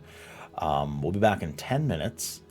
As always, tell your mom, tell your dad, tell your sister, tell your brother, tell your neighbor, tell your garbage collector, tell your local congressperson that Another World Tabletop is live at www.twitch.tv/AnotherWorldTabletop, telling Cosmere stories.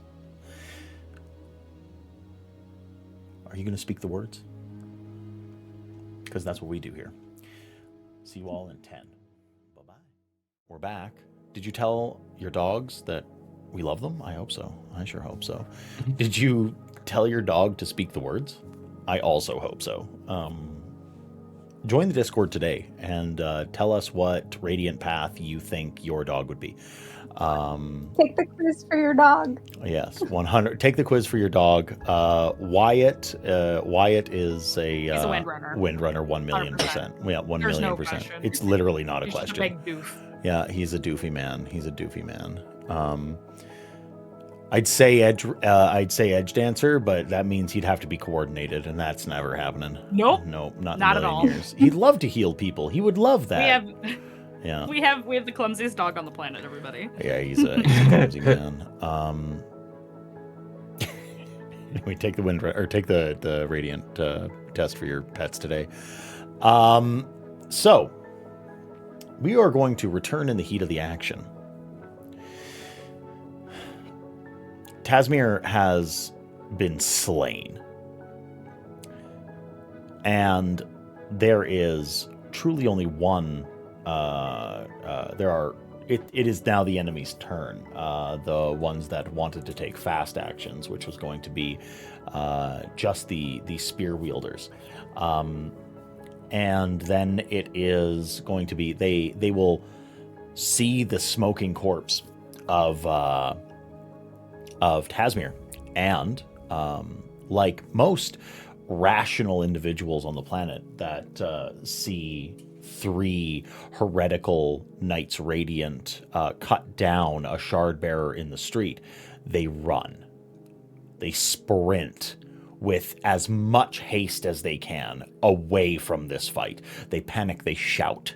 You see their eyes go wide, and the spear wielder that had apologized to Fira puts down his spear and sits, his head hanging low.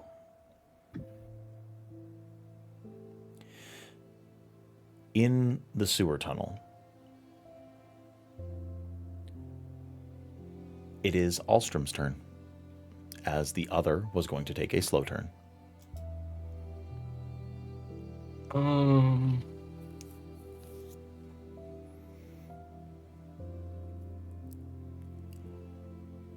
I'm gonna make another distracting illusion. Okay, yeah. And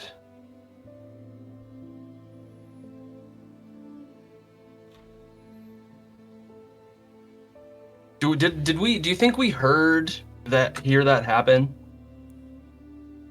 What do you think we perceived of that? I think it would be very much dependent on what you rolled for perception. I would ask for a perception roll to see exactly how much information that you could parse out of what you hear from above you. 15. You hear the shout of Tasmir in pain cut short. You hear footsteps running away. Make of those two things as you will.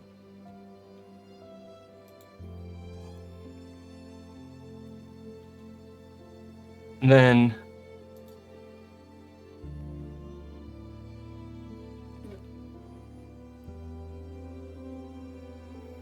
okay. I just look him in the eyes and I say, "Do you hear that? It's just you and me. I'm not stuck here with you. You're stuck here with me. And I want to breathe in Stormlight that I probably have some spheres on myself, breathe in a bunch of stormlight, so I'm glowing, and just want to intimidate him. I will ask for an intimidation.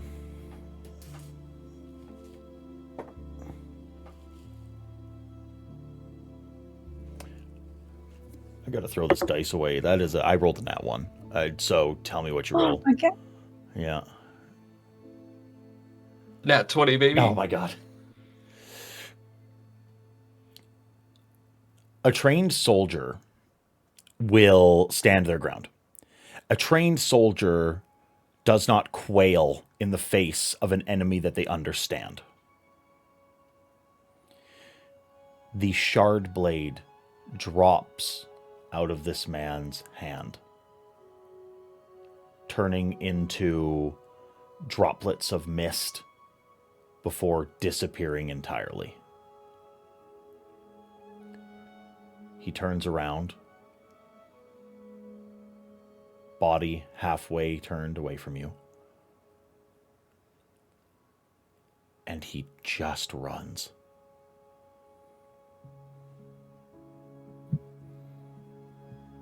You hear the hobnailed footsteps of the man hitting against the stone of the sewers fade off into the distance as he sprints away from you. Run, you heretic!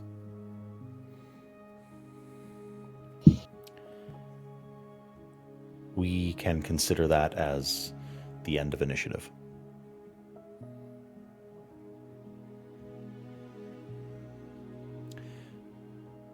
Few points of order.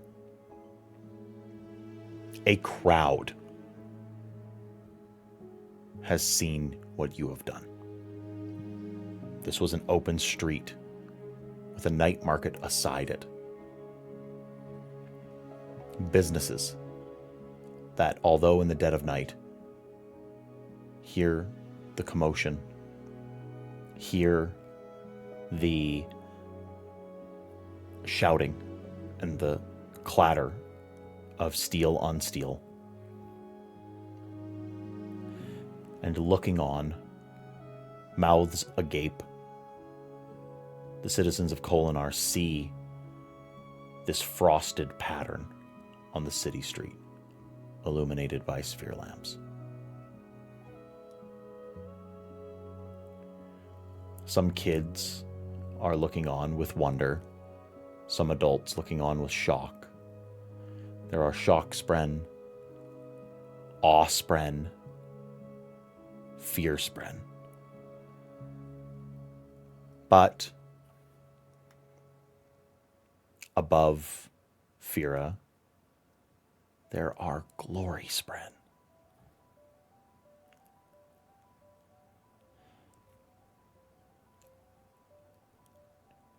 One of the stall owners, someone who a few moments ago was frying crab meat on a stick, walks over and he turns around and he looks at the crowd. He's got a big belly, long beard, stern brow. Miss, we ain't seen nothing.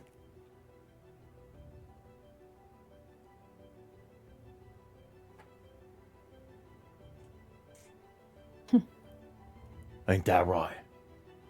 And he turns around and looks to the crowd. A few of them sort of like shy away. Nev, you've seen this before. Yeah. The streets swallow secrets. Especially when a Light Eyes is hunting down Dark Eyes. You know that the whispered network of rumors and half-truths will spread this throughout the city. And the reports of those light-eyed guardsmen will get back to their superiors. But it'll depend on all of you on how suppressed that becomes. But here and now, no one's here to stop you. And this man that stands before you, this business owner, seems to look around. We ain't seen nothing. You should all be on your way.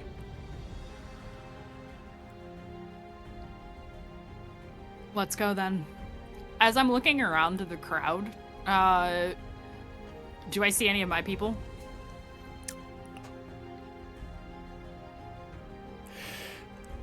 Ooh, I'm debating asking for a perception check. I don't think you need it. I think there's a certain familiarity between you and the network. You look for the hidden spaces where you would post up. You look at the corners, under the stalls, and you see Falarin up on a rooftop. You see Dervin sitting underneath a stall, eating Kremling on a stick. You see a Surely they use the opportunity to steal food while the fight. 100%. Yeah, that's exactly what Dervin did. You see Trim, her standing, half obfuscated by a pile of boxes. There's like quite a few of the network here.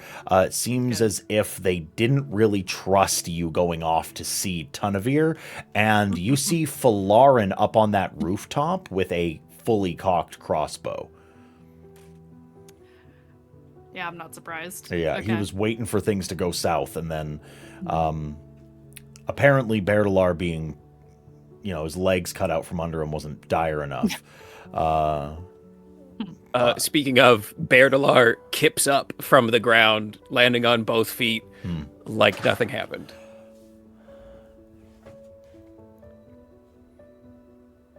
Can somebody help me up?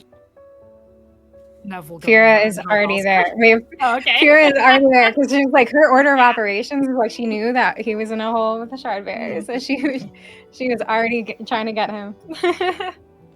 I love that. The crowd starts to disperse. A few looky-loos sort of hanging around and acting like they're not looking, but very much, like watching, interested as to what exactly went on. The chaos of the fight happened like that the entire combat took right around a minute and a half, maybe tops, if we play around with like the 10 heartbeats indicator of time. So it's as fast as it happened, everyone dispersed, and Falarin hops down from the rooftop, and with a crossbow cocked, he starts like corralling people away. He's like, no time to look. Get out of here. Piss off. Yeah, it's never the knife. Fuck off. You hear a lot of that. No, they're a hero now. Yeah, absolutely. Spread the word. Heroic. Tasmir was a serial killer. Shut up. That's what you heard. That's what you saw. Pushing that agenda immediately. Oh no. whether or not, and the redhead, that's Varaniel Tavresh, hero of Kholinar. You move, you get moving, yeah, shard bearer, move it. And that's, and here's the wildest thing. As you're all collecting yourselves, Varaniel, you hold out your hand for Alstrom. Alstrom, you take the hand and you move up, and the two of you lock eyes. Here's a question for you, Varaniel. What is the color of your light eyes?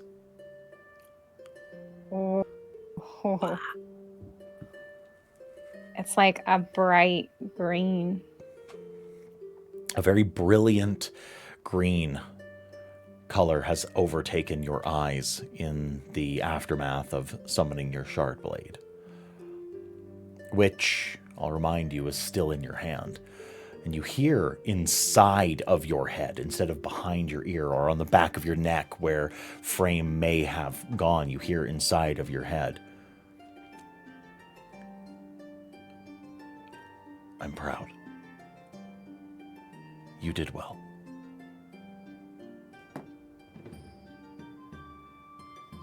And then the shard blade fades away.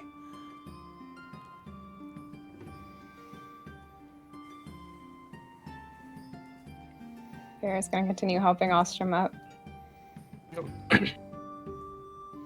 Wait a second. What's happened to your eyes? We can talk more when we get out of here. Are you safe? Are you hurt? Yeah, I'm good. As his, like, all of his clothes are ripped on his shoulder and, like, that part of his vest is missing. I'm good. What happened to him? It's like, you're probably, like, your pants are ripped, your Bear's shirt's all missing messed up. missing a pant leg, huge gash in the clothes of his abdomen. Oh, bar fight or whatever. Nice. Berdalar is going to go to Tasmir and go through every pocket, like look under the armor. If there's anything on him, he's taking it. There's a sphere pouch with about 50 marks in it. Nothing too terribly substantial. You see a badge of office, indicating that he is an agent of Lord Amaram, of Bright Lord Amaram. And you find, his shard blade, the gemstone that would allow you or anyone to align themselves with a shard blade on him. But that's a dangerous thing to take. I don't know exactly if you would. Yeah, Berdalar would take his shard blade for sure. Okay. You find a set of notes, which are pretty well-established dossiers on each of you. It has information on Feraniel, where she lives, what barracks that she's in. It has her connection. There's a small circle of her name on one of the pages that is her, and then you have Bakarin, then you have Vitalar, these names attached with question marks. Some notation on who to question about Fira and her connections to individuals. And then underneath her name reads Dawn Chant. There is notes on Navali, member of the Phantom Dreyer, Ghost Bloods, question mark, Tunavir, merchant, Thalen, dangerous. There is there's the name Cutter, found dead, body kept in, and then you see a location, one of the warehouses of the Light Eyes in the religious district. You see Alstrom, Alshir, Heretic, Can Read, Artifabrian. Strange geometric patterns seem following Alstrom. And then there's the note on you, Berdalar, and then it lists your entire family's names. You also notice the name Rave, holds Berdalar's debt, leverage as necessary. Rave is owned by, and then you see the page ripped out. You then, in the most unsettling turn of events, but not the most surprising, you see a tattoo upon Tasmir. It is in a rather scandalous location, just above the groin on the left-hand side, like upon his pelvis. It is the tattoo of the symbol of the Sons of Honor.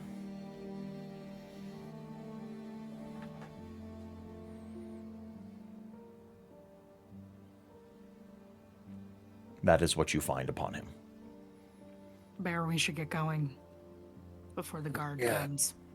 Yeah, oh, for sure. That other guy still here? He's sitting. The one that just sat down? His head is hung low, and when you actually take the time to notice and pay attention, he's quietly weeping.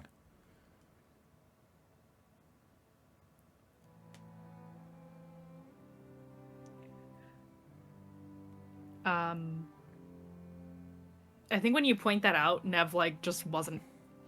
Nev knew he was there, but wasn't paying that much attention. Goes over to the guy. You don't work for the Suns, do you? Who? He looks up, eyes rimmed red.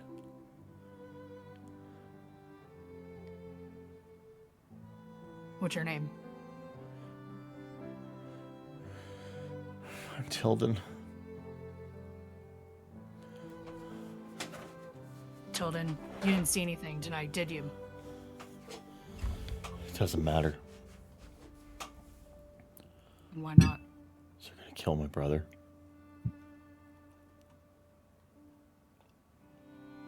Berdalar hears that and is there. What do you mean? They who? Casimir's men.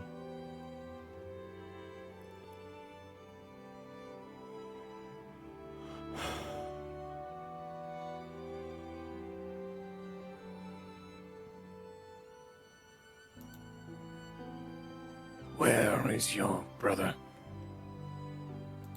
If you get knocked out, they can't blame you, can they? Doesn't matter. Why not? Tasmir's dead. Tilden, listen to me. Where is your brother?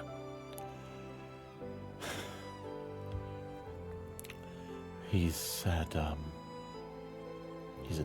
estate. That's where they're keeping him. Okay.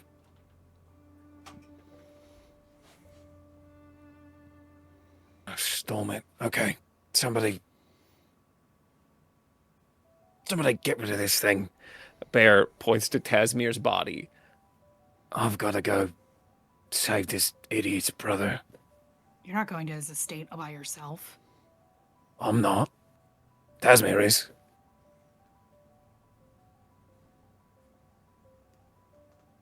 Huh? Wait, what? Nev just has a question mark over her head. What?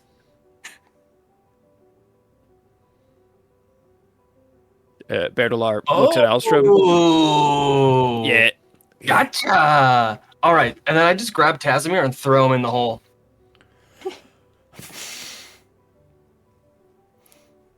Get rid of the body. Falarin stops you.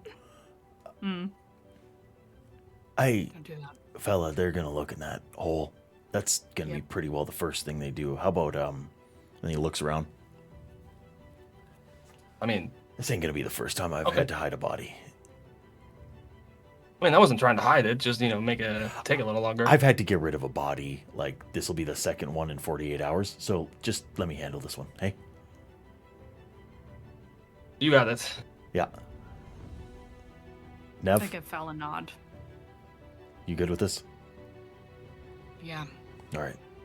The kid's huge. 17 years old, and, he's 6'11". He throws the body over his shoulder. He says, "Oh, God, was he made out of rocks?" And then starts tromping over to one of the market stalls where he stares at the owner into giving him a bolt of linen, and then wraps it up and takes it, and he's just like, "Ah, yes, my carpet," and then walks off. Excellent. That's my boy.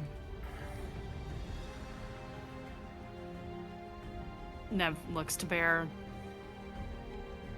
Whatever you think you're doing, good luck, I guess. I mean, if you guys want to come and hang out around, I'm not going to stop you, but I don't know if we can all go in there. You want to go to his estate as him. How do we know his soldiers haven't just arrived there? Okay. Tilden. Where's the rest of them? Where'd they go? I don't know. Do you know them? I mean, kinda. We're all wall guards. So they're not his men. No. As far as I know, Tasmir doesn't have men. He has people that he intimidates. And he has staff. And he has mercenaries. But he doesn't have men. Too fresh. Okay. Where did you come from? Like, did you all like meet at his estate and then come here? Did he grab you from your guard post? He invited us. Did you get like sandwiches beforehand? No sandwiches. We were invited to volunteer for guard duty at a Light Eyes estate. We thought it would be a nice little break. And my brother, he's a wall guard too. So we took him as collateral. So that I wouldn't ask questions after he killed you. You were never... So you've been there before? Yeah, I've been there. I know where I can... What are you gonna do?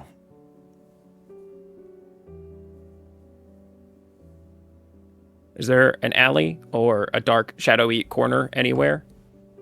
Yeah, absolutely. Great. I'm about to show you something that is going to blow your storming mind. That's what I'm going to do. Okay. Bear dips into the corner and comes out as Tasmir. The man looks at you. What is going on? Who are you people? Now take me to my estate, Tilden, if you want your brother to live. His mouth goes agape.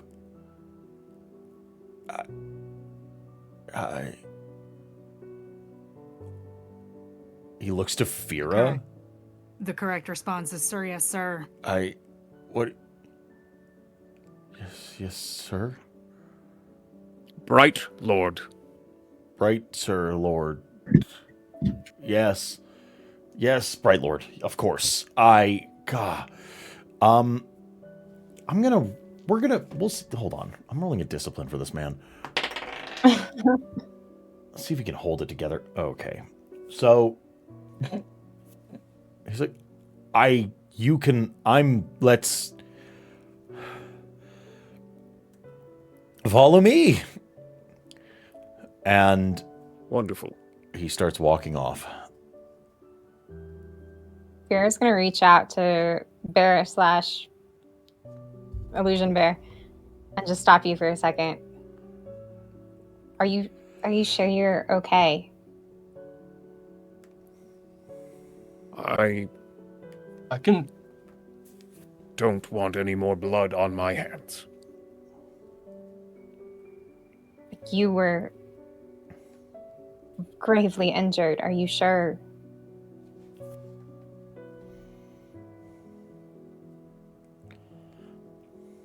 You want me to follow the rooftops?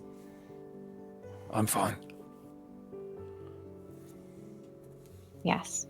Navali, yes. All right. Thank you for your concern, little dark-eyed girl. I mean, wait a minute. Sorry, Brightness, you have very pretty eyes. As you walk, you see the shame spren starting to float around this man. Shame and exhaustion spren just pouring around him. And eventually, you are led to Tasmir's hold. A small estate with a low wall that surrounds it, maybe waist height. Nothing to entirely keep anyone out. And you see a single light-eyed guard standing outside at the door. Ah, yes, Bright Lord Tasmir, you return. Everything is as you had it. I presume you would like me to make arrangements inside. And he puts his hand to the door. My business for the night is taken care of. Please do so. He opens the door, and he holds it open for all of you. Anyone that would be going inside. I'm assuming Tilden, Tasmir, and I guess that'd be it. And you two walk inside. In the main foyer of this house, you see a horrifying sight.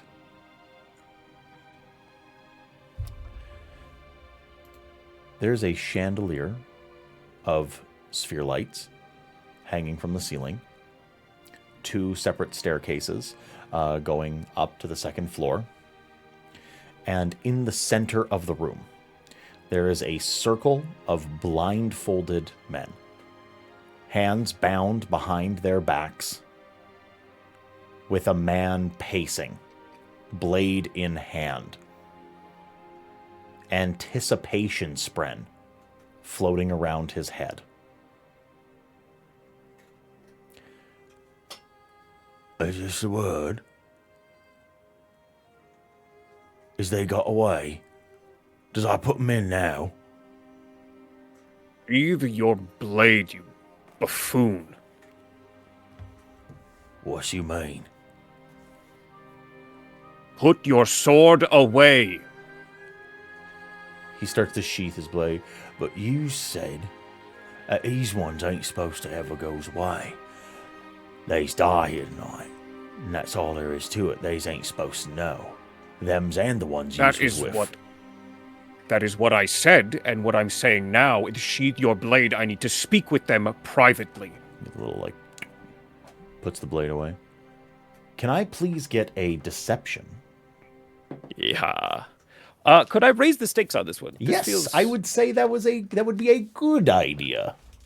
Oh, Can I see boy. what's happening from across the way? I'm posted up on the rooftop across the way. I would say absolutely you can see what's going on. You're looking in through the big, high, open windows of the of this estate. You have a should you need to straight line in through the window. Perfect. I also have my short bow out just in case. Perfect. Natural 20 for a total of 24. What was on the opportunity dice? Blank. Blank, okay. Well, it's fine. I'll put it away, but what's he gonna say after all this when they're still alive? I didn't say that I was going to let them live. I said I needed to talk to them privately.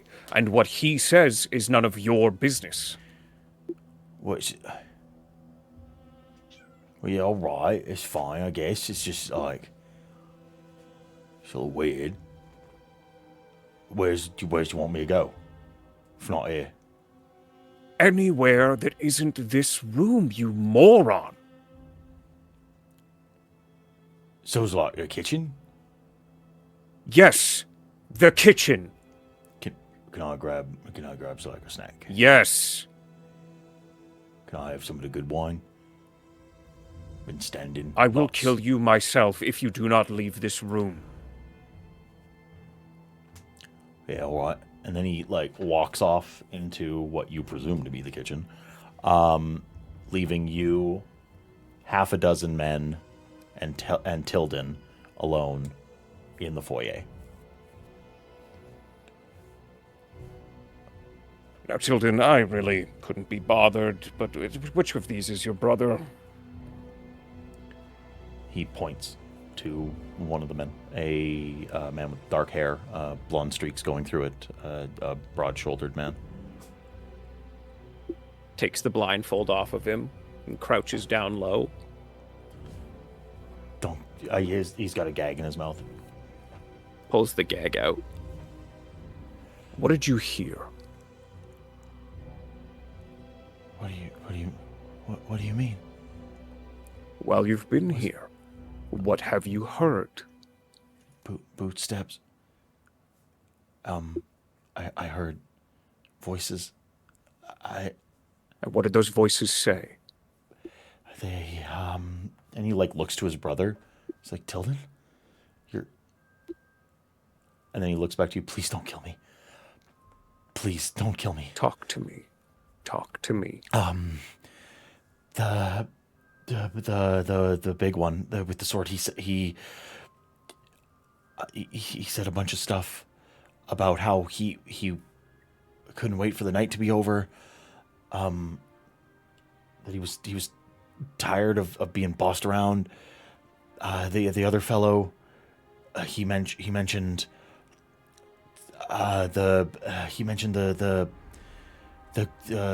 thief that y'all were talking about. That her mentor's dead, and that they have the body.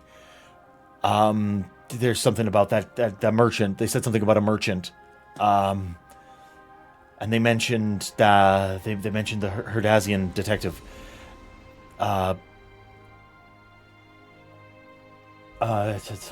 Something about being close. Something about, I don't know. I don't know. Not much else. It was quiet. It was in the other room. Okay, thank you. And then Bear will go over to the next one. Take off the blindfold. Take out the gag. Now, what did you hear? Well, I heard pretty well the same thing. It was those two fellas. They was talking about how they were gonna go and reconvene outside the city, past the farthest Windblade, and that it was, that they had to go to ground for a little bit. Is what I heard, Bright Lord. They said that it was time for a little bit of a reconnoiter, since since the how the storms, did they say it? It was something about how things were progressing too quick with some of the enemies in the city. Something about they was talking about the Herdazian fella and that and the storm and Nev the knife. Thanks, Mancha.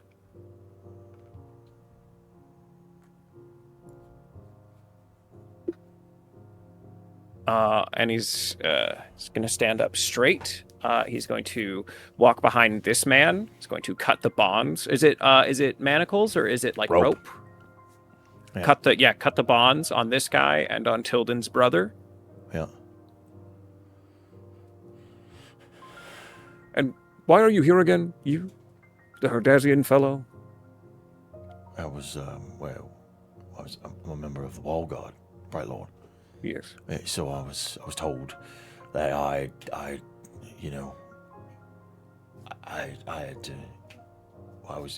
signed up for this thing, and then they said they tricked me, is what happened. I was supposed to be earning money for the family, and they said, you can earn a big time if you come in here, and then I took the job, and then now they're using me as collateral or something or the other. I'm not sure. Bear is going to give him a knife. Put it in his hand. He's going to go over to Tilden's brother and give him his staff, like his walking stick. What are these for, Bright Lord? The big fellow who was walking around with a sword. I'm going to gut him, and if things go poorly, I'd like to have somebody here on my side. To have my back. I don't... Why? Why? At least, if things come to that, I want you to take a moment to unbond everyone here in this room. Okay. Yeah, I could do that. There's one guard outside. I think between the two of you, the three of you with Tilden armed, and the rest of you, I assume, are all soldiers as well, at least some of you, then you should manage. Well, let me out the window. Let me go get the guards. Let me go get the rest of them. Let me get my cousins. Trust me. We'll storm this place and leave not a fellow alive. That's it. That's no all. storming. No storming. No storming. Wow. No storming. Yeah. All right. Get the rest of these people safe. What's your name? My name's Vinna. Am I familiar with this guy at all? Probably not. You don't associate with like typical wall guards on you know, you don't patrol the wall. You're far more internal. He's a rank and file. Vinner is essentially a kind of a nobody. Cool. As far as Very you can good. tell. Yeah. Take the one guard outside. Try not to get yourself hurt. And you know what? I don't think I'm going to need your help with the big guy. I think I'll manage. You sure, Bright Lord? What's with the change of heart? He was here earlier. And he was saying all sorts of mean things. Something changed. Okay. Something. You know what, Vinna? The world is changing. And so am I. Yeah, all right. Okay. I'm probably going to have to disappear after this. So if anybody's asking, it's because I ran. I ran like a tiny little Kremling. Like a Kremling?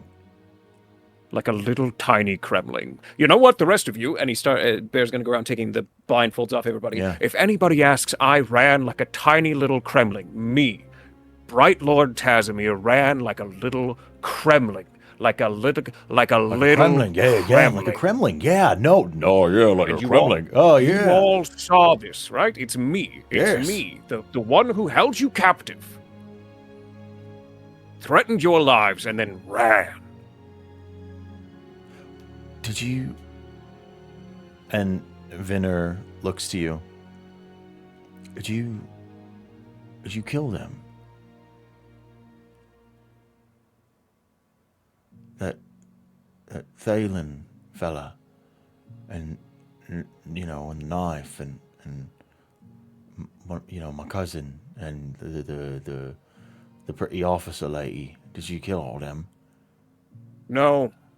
They almost killed me, which is why I had to run like a little Kremling.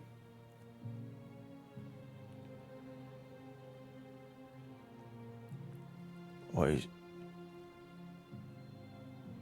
Tilden was there. He could tell you. Right, Tilden? Yeah, it's true. He ran like a Kremling. I had to chase him down here to bring him to task for what he did to you. Is what happened. I'm holding him accountable by bringing him here because he's such a coward. I think Bear is going to try and do something. Yeah. Bear is going to tap into his own feelings and is going to try and conjure some shame spren, because there is a lot of stuff that he genuinely feels ashamed about. Okay. Yeah. Give me a... That feels like discipline. That feels very much like discipline. That is control of emotions in a very regulated way. This is a natural one. Oh, okay. You bring to mind all of these foul memories of yours. Moments of tribulation, trauma, horror. Moments that you regret. You start tallying through these things. And then, you get to the... You know how sometimes you get a thought in your head and you just can't get it out? It's like somebody walks into a room and it's like, hey, don't think about elephants, right? And then what are you thinking about? And you try to call to mind like the most shameful thing that you can think of.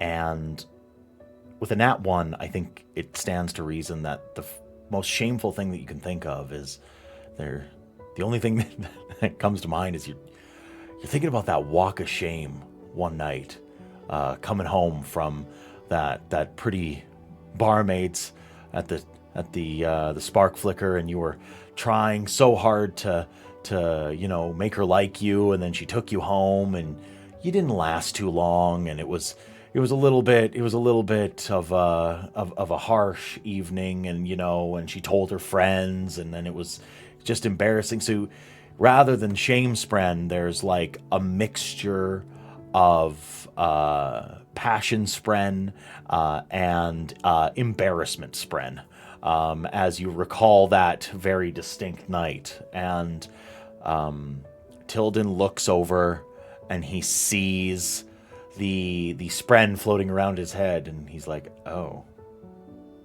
as you can see, our good bright Lord Tasmir. I am not sexually attracted to getting beaten up. That is not a thing. Yes. Definitely don't tell anyone that either. Yes, his sexual impropriety in regards to degradation and cowardice is greatly exaggerated. Don't tell anyone that. Okay, you're all free. Go kick that guard's ass and go back to your families. Tilden looks to his brother and then takes his spear, says, we're gonna go and make this right. Tilden says, I'm gonna take something from this man that he's never gonna get back. And the Herdasian cousin of yours, Vinner, says, I'm gonna shove this staff right up his fucking arsehole.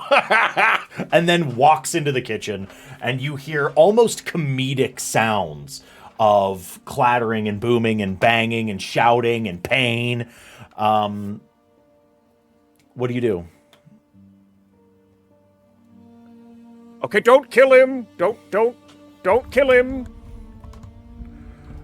No, I'm just gonna make sure he never walks right again. That's great. Don't kill him. You know what? You guys do that. Here. And there's going to toss some manacles into the room. Just tie them up when you're done. Tie them to like a chair or a table or something. I'll be right back. Oh, now my cousin wants us to tie him up. All right. I see how it is, Tasmir, you freak. And we'll sort of fade back on this. I assume Bertilar. Bear's in the window waving to his companions, being like, help me. Nev's like laughing, sitting on top of a roof, taking a swig of totally watching all of this. I don't know if anybody else followed, but I know Nev did. Points to the guard. You're muted. Punches. You're muted, bestie. Yeah. Nev, is he okay? Keep it down. Yeah, he's fine.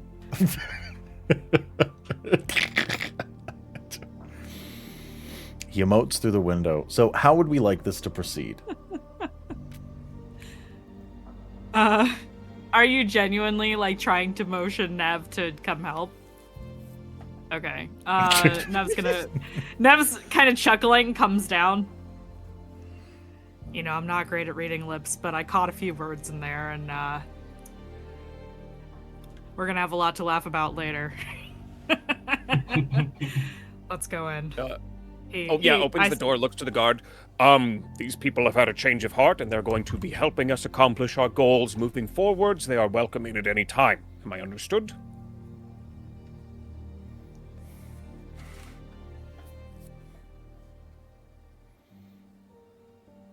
Very good. Come in, dark-eyed people. Nev just kind of like... What? All right.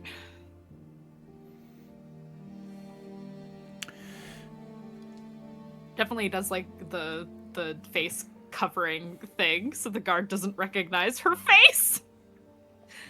Chances of her being known is high. So, you convene within this building. The swordsman has been successfully strapped down to a table. The half dozen individuals and Tilden have gathered back in the foyer, having dragged that table in behind them. The man is blindfolded and gagged and bruised and blood leaking out of his mouth and nose and all of that. Fantastic. Simply fantastic work, everyone. Again, terribly sorry for all the inconvenience you suffered by the hands of Bright Lord Tasmere. That's me. Bright Lord, yours name is Tasmere. That's what I said. That's what I said. That is, yeah, that's what you said. Okay, I'm gonna trust you all to not freak out. Things are getting weird. I just saved your lives, so don't freak out when I do what I'm about to do. Roll me a persuasion. Raise the stakes. Okay, good. Okay. You're revealing 19 your 19 with what? 19 a blank. 19 a blank, yeah. You're revealing yourself to a collection of individuals that very likely don't know what a radiant is in truth. Uh-huh. So, please. There's a part of me that really trusts these guys. Okay. And drops the illusion. By the 10 fools. What? You hear one of them, it's like, by the passions. What is this? What are you? My name. Cousin. Bear? My name. You hear Vetter. Bear My name is Bear Jura. And I am a Knight Radiant. Wait. So what? I don't know. You see some of them like cool look stuff. See some of them like look like aghast. Tilden sort of like eyes go to the ground. Tilden's brother looks you over and is in awe. You see awe spren, shock spren, and then above one, the one who said by the passions, you see glory spren. This amazement, this sort of like revelry in the fact that you've revealed this thing, and then your cousin, you see a singular sputtering pinwheel of doubt spren. Who cares? So, Well, you're Knight Radiant. it's just- Yeah, all right. Well, you nice little disguise there. That was just a nice trick. Well, you're a magician. Oh, that's nice. okay, Monster. gonna- you know what? I'm You were about gonna to die. I was about to die, but then I didn't. There's like a bunch of sphere lamps in here, right? Totally. I'm gonna breathe in stormlight so that I'm glowing. What he says is true. Oh, that Stormin sucks. I was just talking a lot of smack about my cousin there, and then that one's a pretty hard one to say that it's not what it looks like, right? Where's shard blades? Where's your shard blades in the plate and all the stuff that they say in the books? Huh? Where does that say? Bear just looks to Fira. They says them in stories. They says them. It says them all. Fira is just. Oh. What? What do you mean, what? Summon your blade. Yeah, summon your blade. There's no reason to at the moment. There's no threat. A likely story. The reason is I'm to gonna float show a little these bit. people. Just be a dick. Chronicle, the reason is to show these people that we are real and we are here and that we can make change happen. Show them. Tilden and his brother were like, are both like, we do believe you. It's just him. Okay. Okay, cousin. Here's the thing. You're an idiot. I see that. Okay. Well, yeah, I'm your cousin. Yeah. No, we're all cousins. So, Nobody. What matters is that things are about to change and bad things are happening and bad people like this dummy head and the other guy who put you all here. We are here to deal with them. We're here to get rid of them. We're here to make this place better, and it would be nice if maybe, moving forwards, you would be perhaps interested in letting us know what you know, see, here up on the wall. He looks around, and you notice that they are all still wearing their uniforms, if not their armor and weapons. And you see two of the triangular chevrons on the shoulders of the Herdazian man, denoting that he's actually a corporal within the wall guard, the leader of a lance, somebody that actually has a bit of training and has seen battle. And he looks to you and he says, "Listen, we's walls guard, right? Like we's been protecting Kholinar for a while now. And I know who you are. And I sure as as sure as damnation and the heralds above and tranquiline halls and all them storming things, I sure as hell know who Nev the Knife is. And I know Feraniel. Everybody on the wall guard's heard of Feraniel at this point. Tirael's favorite. Yes, Captain Tirael. And before him, Bakarin. Little pocket sphere, shining brighter than the rest of us. Right? We've all heard of her. I don't know who this schmuck is." And he points to Alstrom.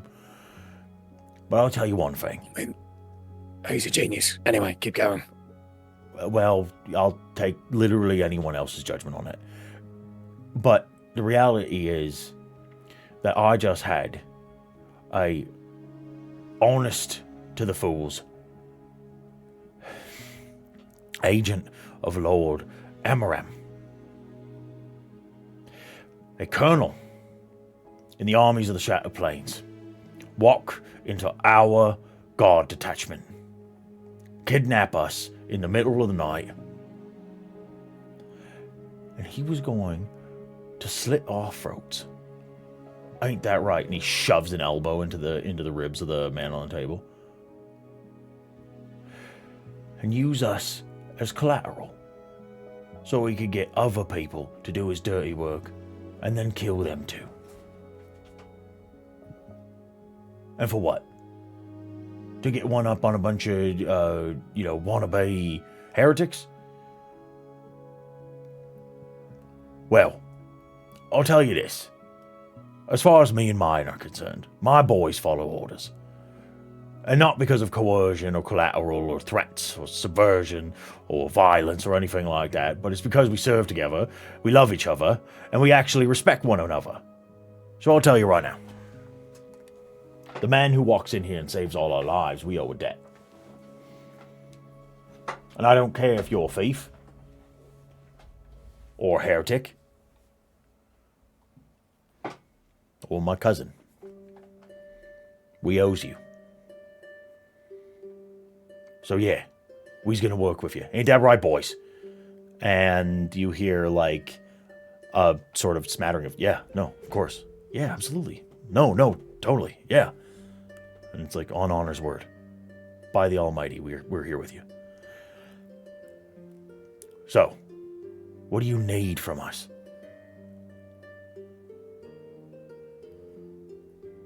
I need your eyes, I guess. I need you to watch and listen, and if anything like this pops up, I need you to give word to me or one of us. I don't know, and then maybe I can let you know when things change and I might need more than just your eyes and your ears.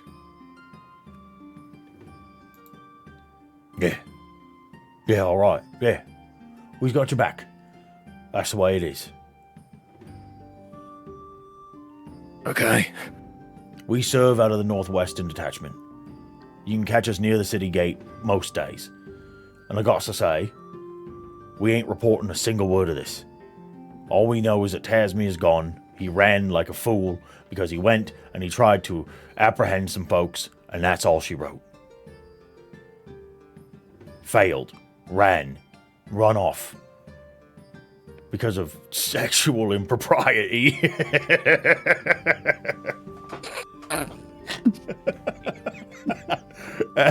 That's why. Nev can't help but laugh, even though she's wildly uncomfortable because she's in a room full of guards. Kink shamed him right out of the city, is what I'm telling everybody. No, that's great. You know, that's what I heard too. That's what I heard. That's what my cousin told me. Okay. Yeah. Y'all better get out of here, because what I'm about to do to this guy is not going to be pretty.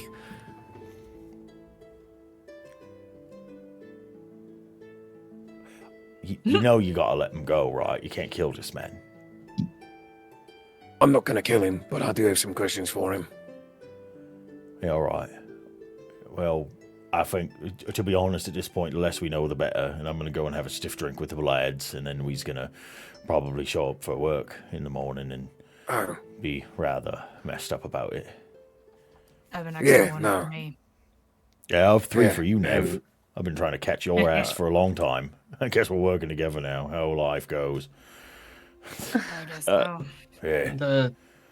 Tell the guy at the door to go with you. Guy at the door. What, the other guardsman? Yeah. Well, no, what I'm going to do is I'm going to grab that man and I'm going to take him, well, to meet the Almighty in all truth. If that's what you're into, that's okay. No, it's not. At least that's Tasmia. No, it's we're gonna have words. I think he's largely out of the loop. He was just told to stand there. He was probably gonna be killed too, if I'm honest. Yeah. And Bear's gonna give 10 marks as recompense for your troubles.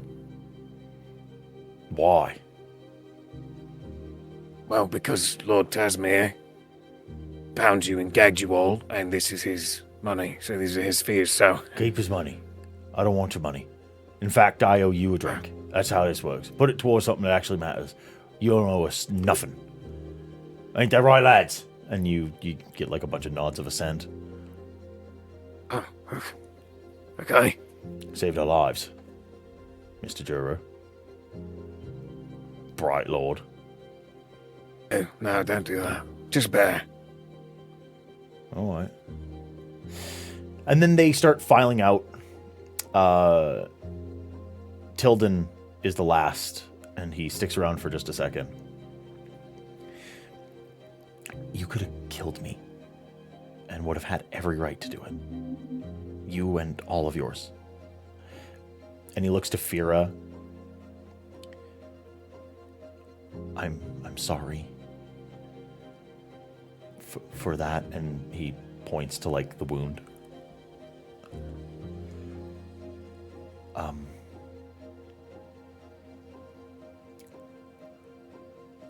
If it ever comes down to it,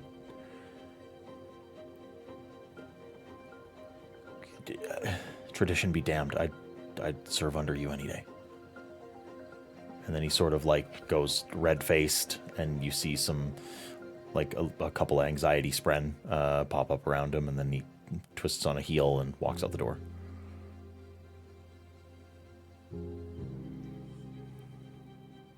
I think he likes you. I would like to melt into the shadows so I can go rob this motherfucker blind. I want all of the spheres I can possibly get from this fucking place. All right, you get a round. I was gonna say I got the permission of the guard to rob this place. I'm fucking robbing this place. Check for secret doors and stuff, you know.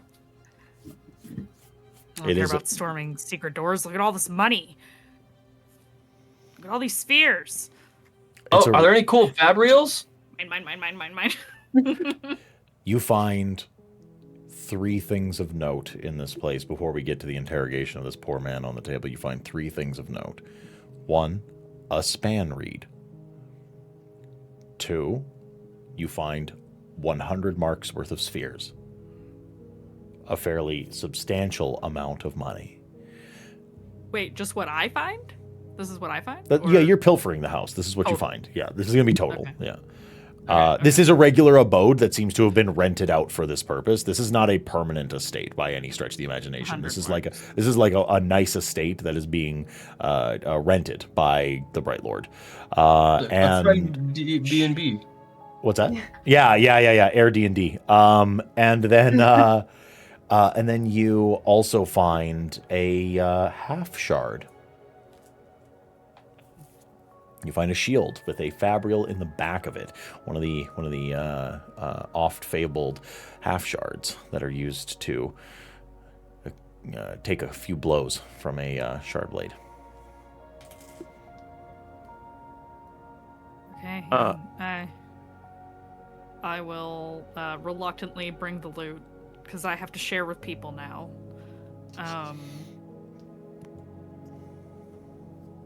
100 marks, span read, this thing. I don't know that Nev knows what a half. I don't know that Nev has any concept of what that is. You see a fabrial built. Yeah, you see a fabrial built into the back of a shield, and that's enough to like clue you in that it's something worth having. What is this? Would Alstrom know what it is? Alstrom's definitely heard of half shards. They are usually spoken of in the circles that you frequent. Can I see it?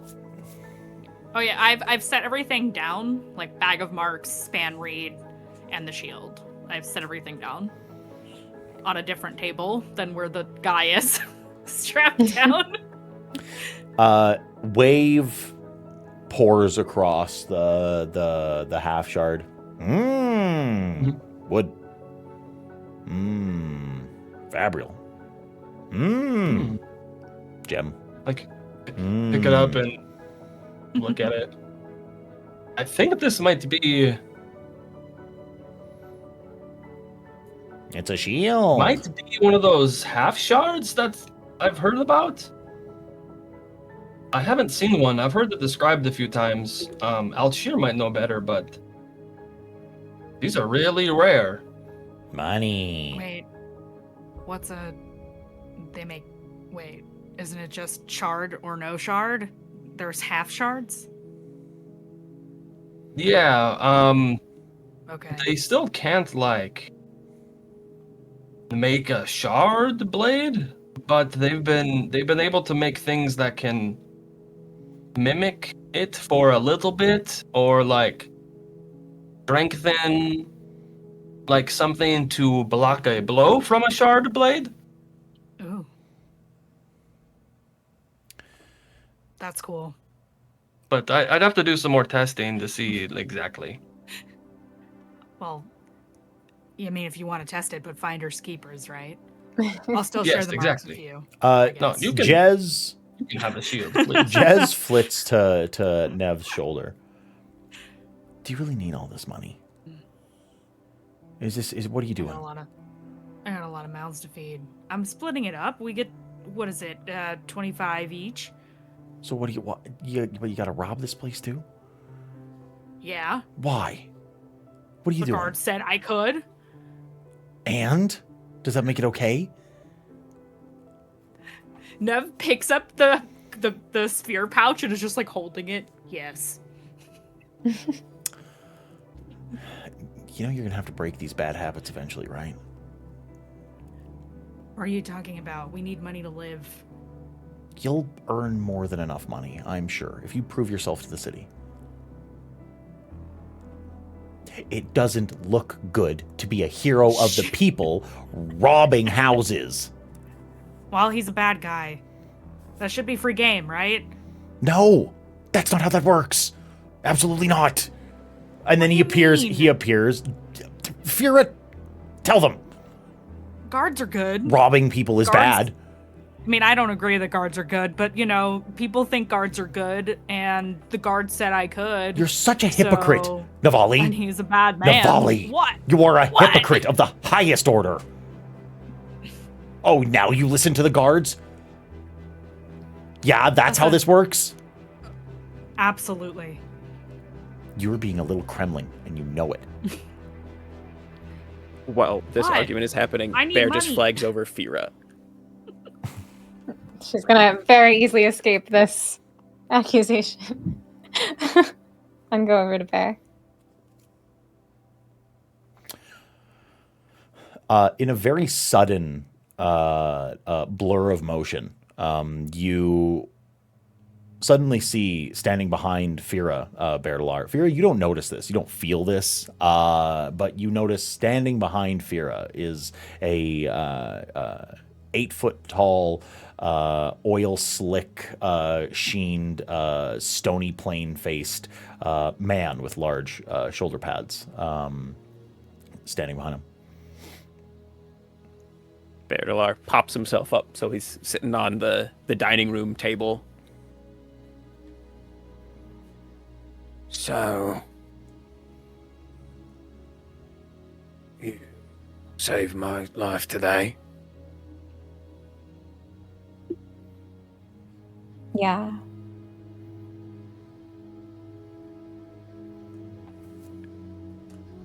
I usually do the saving people, you know. It's okay, you don't owe me one. No, I mean, I did, but no, I just wanted to say,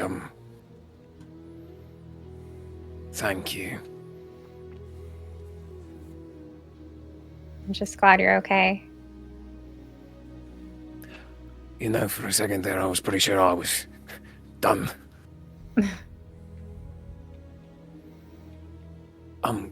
And he points to, are you still you still wounded, right? You still hurt?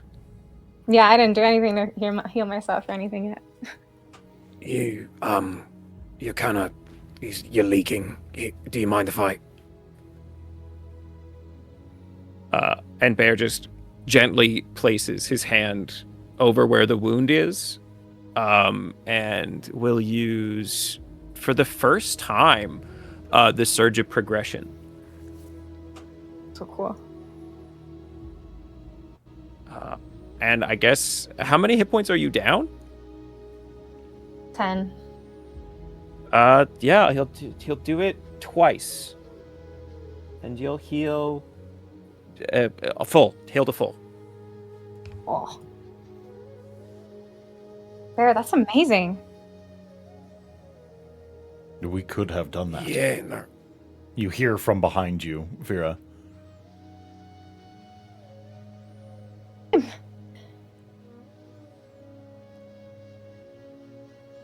I mean, he's not wrong. You could have done that, but I'm happy to help. Thank you. Sorry, I've kind of been in shock since we left the Yeah, courtyard. you killed that guy. You Is it killed him because of really the good. death?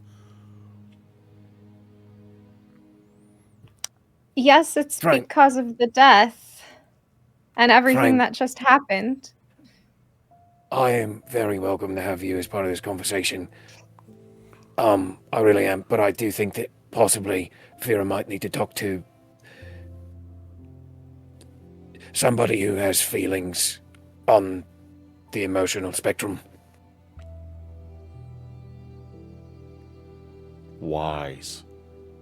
It is likely good. But as a closing note, before I return to a very small form, self-preservation is not a sin. And then In the background, you just hear Nev go, "See? Ink guy gets it." turns tiny. And thank you. As he shrinks, thank you too. You saved my life too. Me? I was talking to the little guy, but also you, yeah. I didn't do anything. Okay. Are you okay?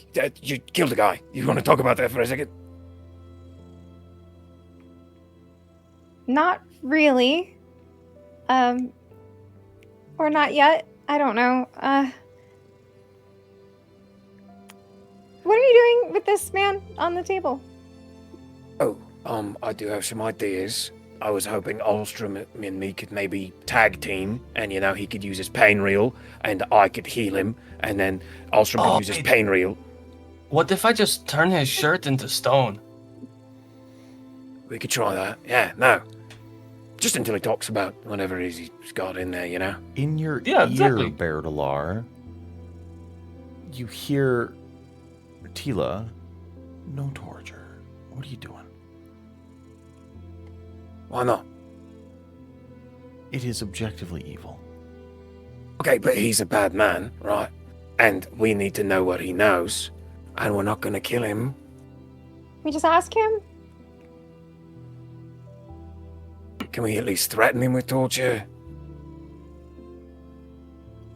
Coercion is fine. Don't torture people. Makes you as bad as them.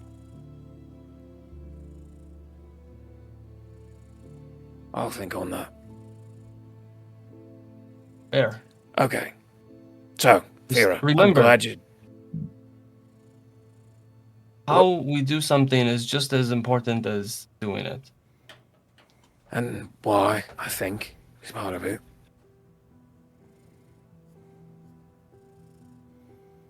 Alright, well, let's at least get him talking. Pulls the gag out.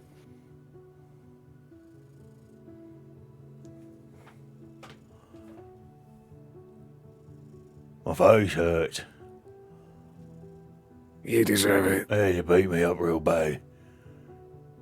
Yeah. I'm really glad they did. I'm just following orders. Right, Lord. I'm just following orders. You were about to slit those people's throats and enjoy it. I wasn't gonna enjoy it. I don't like doing You were stuff sure like acting that. like you were going to enjoy it. Well, yeah, because then I get to go home. You know what?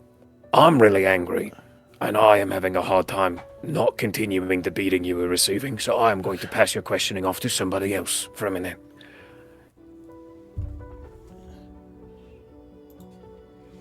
Alstrom, Fira, there, if you guys want to say something, because I'm going to kill this guy, I think. I'm really not in the good place. Nev walks up. Did you want to do the honors? Looks at Fira. No, this is your domain, right? Sort of? I'm not really a torturer, but I can... We're not torturing this man. I'm not trying to torture anyone, is what I'm saying. Where did you come from? Did you get sent here along with the other guards?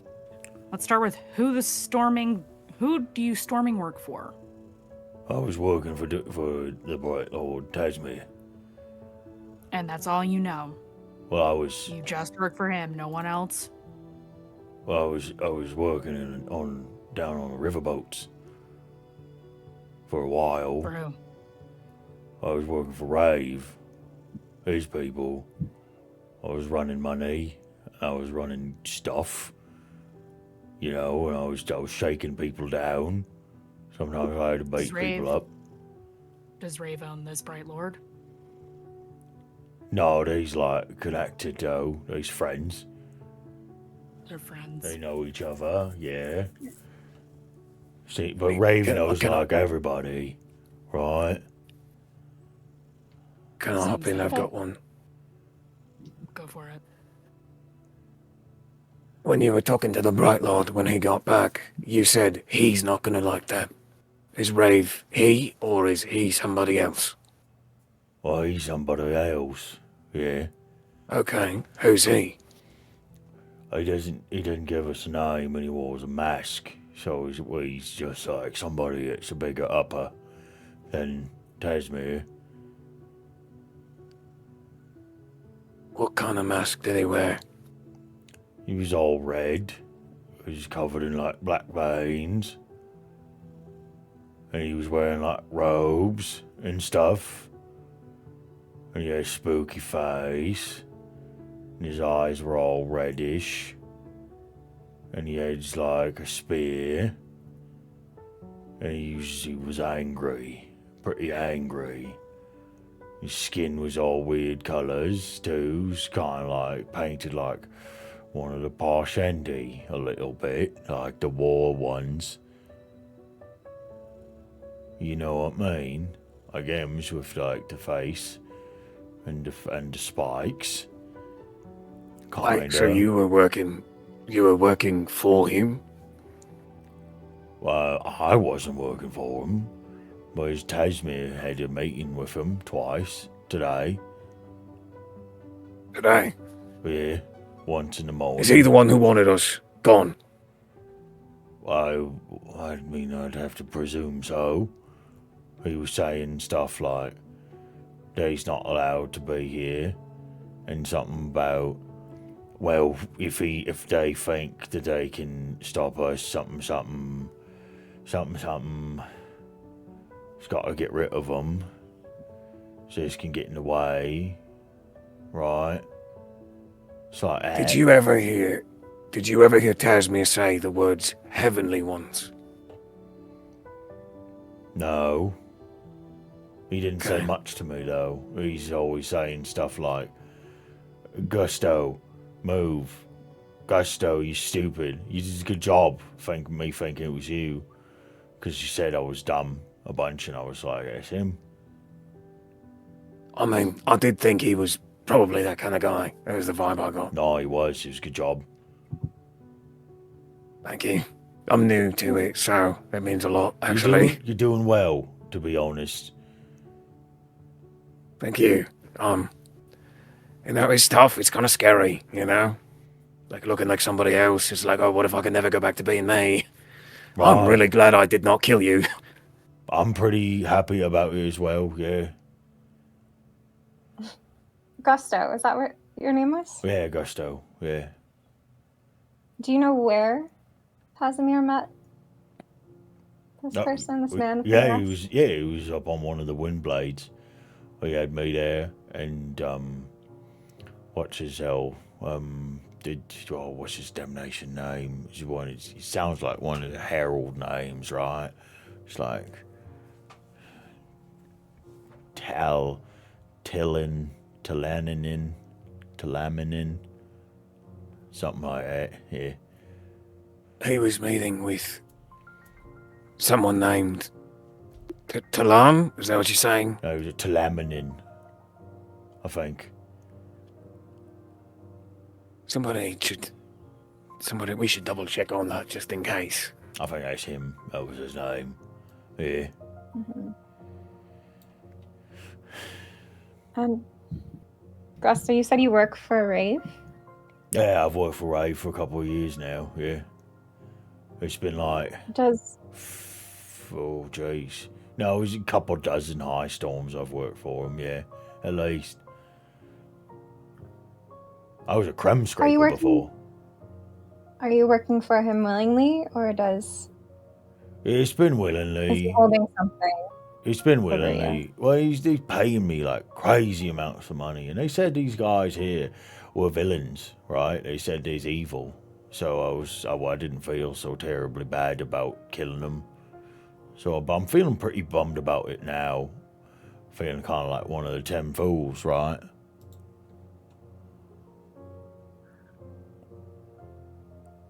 When are you supposed to go back to Rave?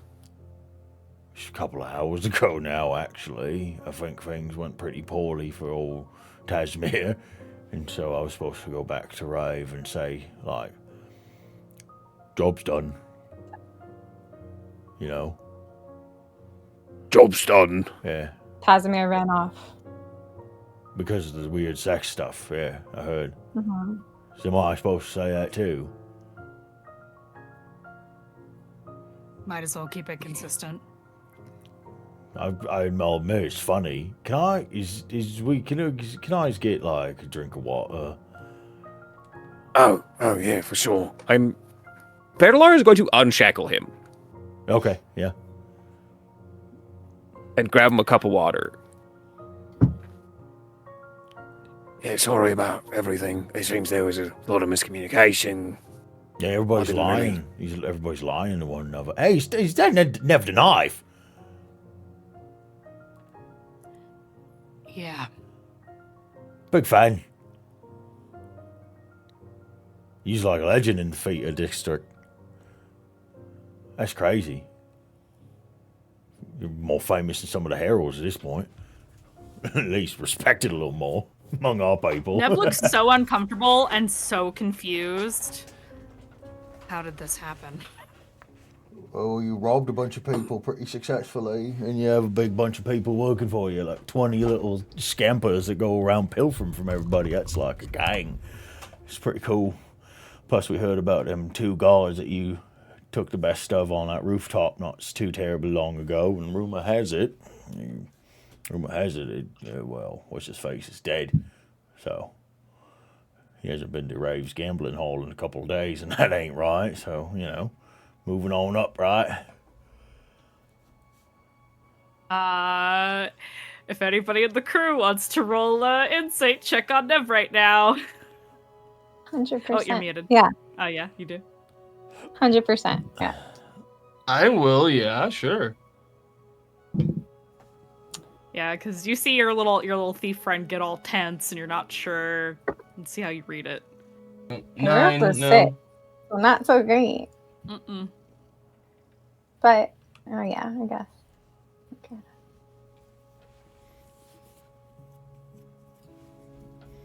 Okay. Wait, what did Alstrom get? You got a 6, and Alstrom got 9. 1? Okay, yeah, no. Bear's pretty confident he's got it all figured out already from what he knows, so he's good. Hey, so it's like, all right, well, anyway, hey, thanks for the water. He takes a big, long draft of it. Is it... I mean, I should probably go, right? I mean, you're all beat up like that. That wouldn't look too good, would it? Well, I'm gonna have to come up with a story, right? Yeah. Because, like, the mission was quite not accomplished. I'd say it's failed. The mission failed. Sorry, does Rave want me dead? Is that part of this whole thing? Are you dead? No. Rave is getting paid out of all this because for the info. He's got eyes everywhere. Yeah. Yeah, so I think that's how he got all the info, because I had to show up with a bunch of letters. Where did you take those letters? Yeah, I gave them to Tasmia. Oh, okay. Yeah. That's where those came from. It's like a little notebook. And there was some stuff in it, but I was like... But the guy who gave it to me wasn't Rave. He gave me some other things. So there was like a page in there that I ripped up and ate. Because it was the wrong stuff. It was glyphs for a name that I don't think it was like one for ownership. And I didn't think Rave would be good with it, so I ate it. I ate one of the pages. Okay. I'm gonna do something to you now. I'd like not to die. No, it's not gonna be death. It's gonna be the opposite of death. Birth? And no one's gonna believe you if you tell them, so there's no point. Is that a radiant thing? You're just gonna make me give birth? Yeah, I'm gonna make you pregnant. No, Gusto. And Bearlar just puts his hands on this guy and will pull Stormlight from his pouch until this guy is at full health. Okay, yeah. Well, I feel better. It's nice. I don't feel my ribs are broke no more. My jaw feels a little better. It's just, but that was rough. Okay, you did deserve it. A little bit. No, I was gonna kill him. Yeah. I was gonna do it. I was told that there was villains, that there was enemies of ours, and I was supposed to do it. I was gonna do them. I think I should watch who I'm listening to from now on. Those was innocent men. Yeah. It's a bad one. I gotta probably reconsider working for Rave. How much does he pay you? It's like 10 marks a week. It's pretty good money. Okay. You go let him know that you quit. Yeah, all right. You work for me now. I don't know how I feel working for a Light Eyes. Raves and light eyes. Point kind of stands, right? Okay, you work for Nev the Knife. He looks over to Nev. Yeah? So as a part of your little gang, does that mean I'm in? Neb just looks at Bear like, are you kidding me? Junior member, you know? Yeah, we can... Sure. Nice. I'm good with a sword. And I can lift, and I'm good at transporting things. Not a great liar, but you know, I'll do it. I'm good at Having running. more heavy hitters around is always a good thing. Yeah, give me a big old sword. I'll be your guy. Knight. Yeah, you're a knight, right? You're like a big radiant thing, so it's like you're one of the bad guys, good guys. I've heard stories for both. Well, considering we're supposed to protect people, I would consider that good. I guess. Nice, yeah. I can protect people. I can do that. Maybe you can help me out with a couple of things. I got a house. Nev just kind of is like, oh.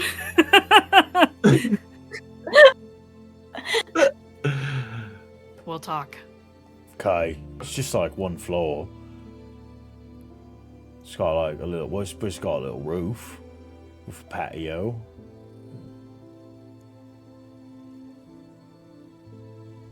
I got nice chairs. All right.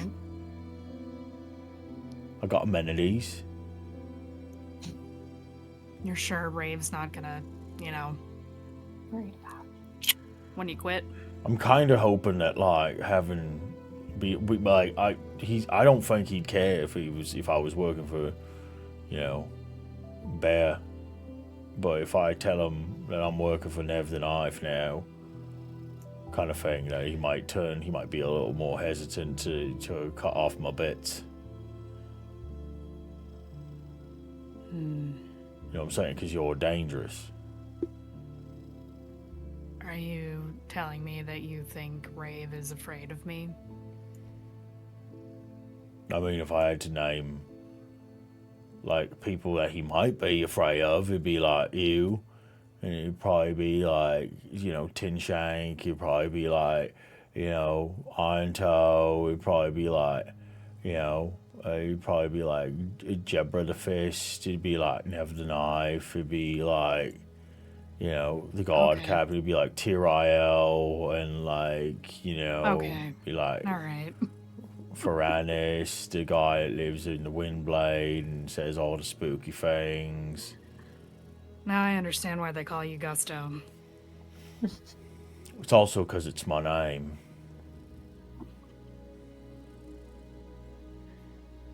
Fair enough. You can tell him what you want. I think I'm not going to tell him anything. I think I'm just maybe like not show up to work. I think that sounds like a good idea. Yeah, like if I go to Better his, idea, if I like go to his warehouse and I'm like, hey, I quit because like I've been press ganged into being employed under somebody else. He'd be like, well, into the river with Yep, like that's- creme shoes. That's the more likely response, yeah. So I'm gonna just like go home and like eat a sandwich. Nice. You like I will sandwiches? I'll call on you and Mhm. we'll talk about work. All right, cool. We can do it over sandwiches. I'm a big sandwich guy. Great. Yeah. Nev is just like, I cannot believe. Like, if Gusto leaves, is Gusto leaving? Gusto leaves, Is he yeah, for just sure. like- Yeah, Okay, he's just great. like, Nev wheels on Bear. Why are you volunteering me to hire people? I'm not hiring. To be honest, I would have sent him to Elstrom and Ossia's shop because I know they're looking for people, but come on. He could not do that job. No. He's already a criminal, so I couldn't exactly send him to go hang out with Tiraio, and he didn't want to work for me because I got lidars, and he seems like a nice guy. Yeah.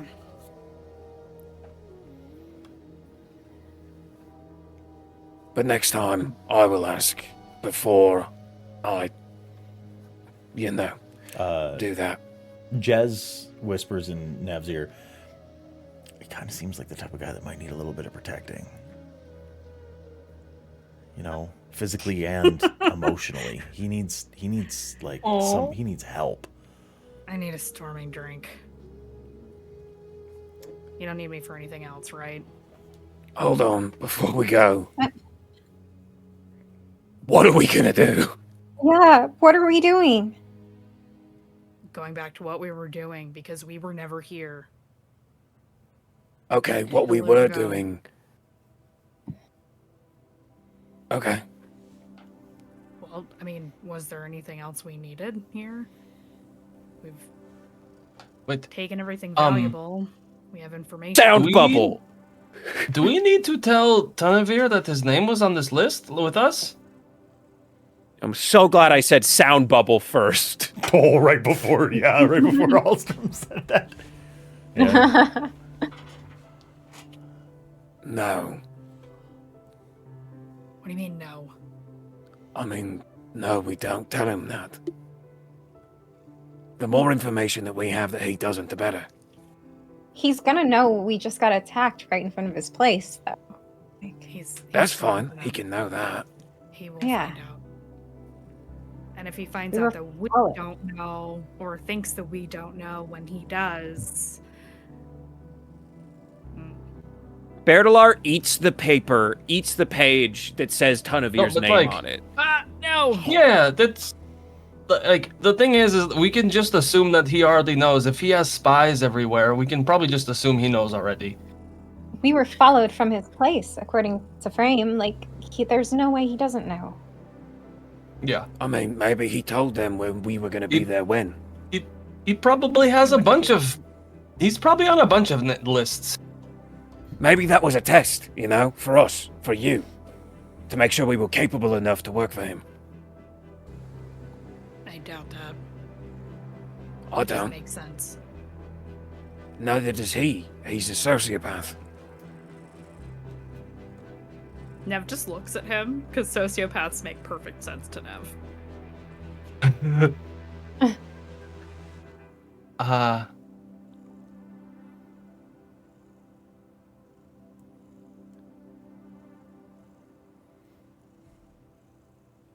We cannot go out that front door. Is there a back door? Oh yeah, there's ways out of here. There's really no problem. And is it nighttime? Yeah. Daytime? Nighttime. You did a lot of this under the cover of night. I need to go home and see my family.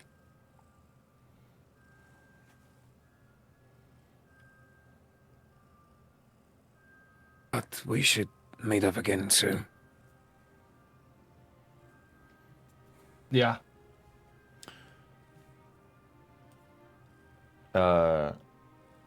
Frame whispers in the back of Feraniel's ear.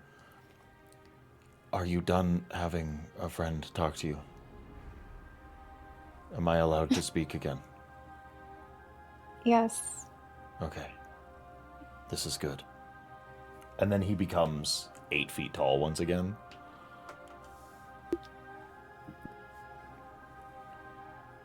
Historically speaking,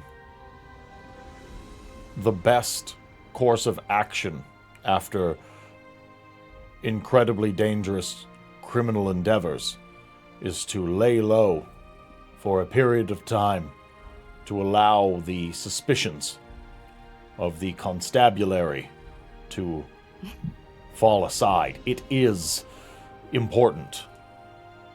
The creation of a alibi and separating for a short time. I suggest returning to work and doing the things that you would have done otherwise.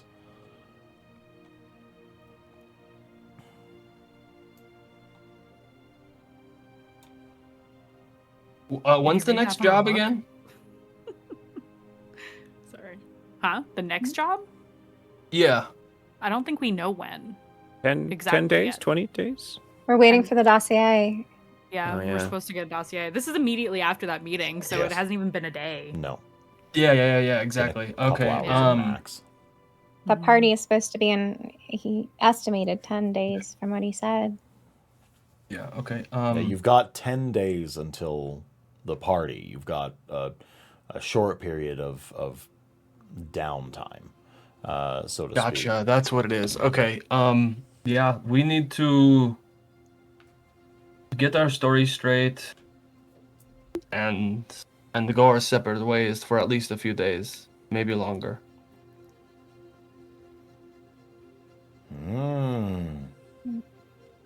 I will miss all of you. Oh, so sweet.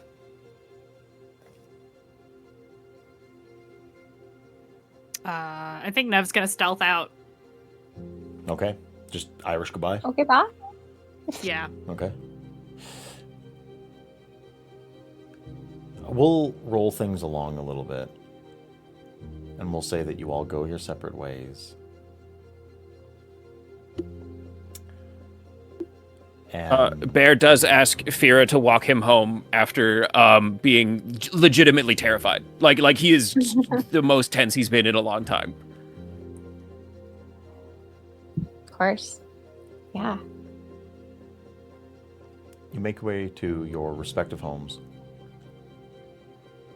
And this is where our group goes their separate ways for a short period of time. And folks, people at home, that is the end of our season. That is... We will reconvene, not next week, but the week after. We will be taking a 1-week break so that I can take notes, do a bit of writing, double check on things, and get ready for the next season of The Last Ideal. Thank you to everyone that came out tonight. Thank you for the folks that were watching, the folks that have come in and spread the word. This was a wild ride from start to finish. Yeah. I gotta say, that is now every single one of our Radiance that have spoken the ideals. At least the first. We now have a full party of Knights Radiant.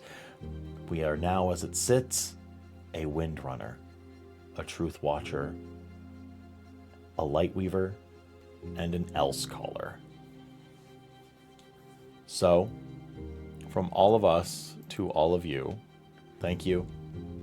And we are going to raid out to our good buddy, Craig Craigums. Craig Craigums! Yeah, because Craig's live. And yeah, see you this Saturday for Sanguine Dominion, and see you the Tuesday after next for the next episode of The Last Ideal. We're going to miss you. Bye-bye. Bye. Give it 10 seconds, of course, because I don't hit the button early enough. And I forget that there's... I will forever and a day forget that there's a 10-second timer. Yeah, we're just wave. Everybody wave blankly. Just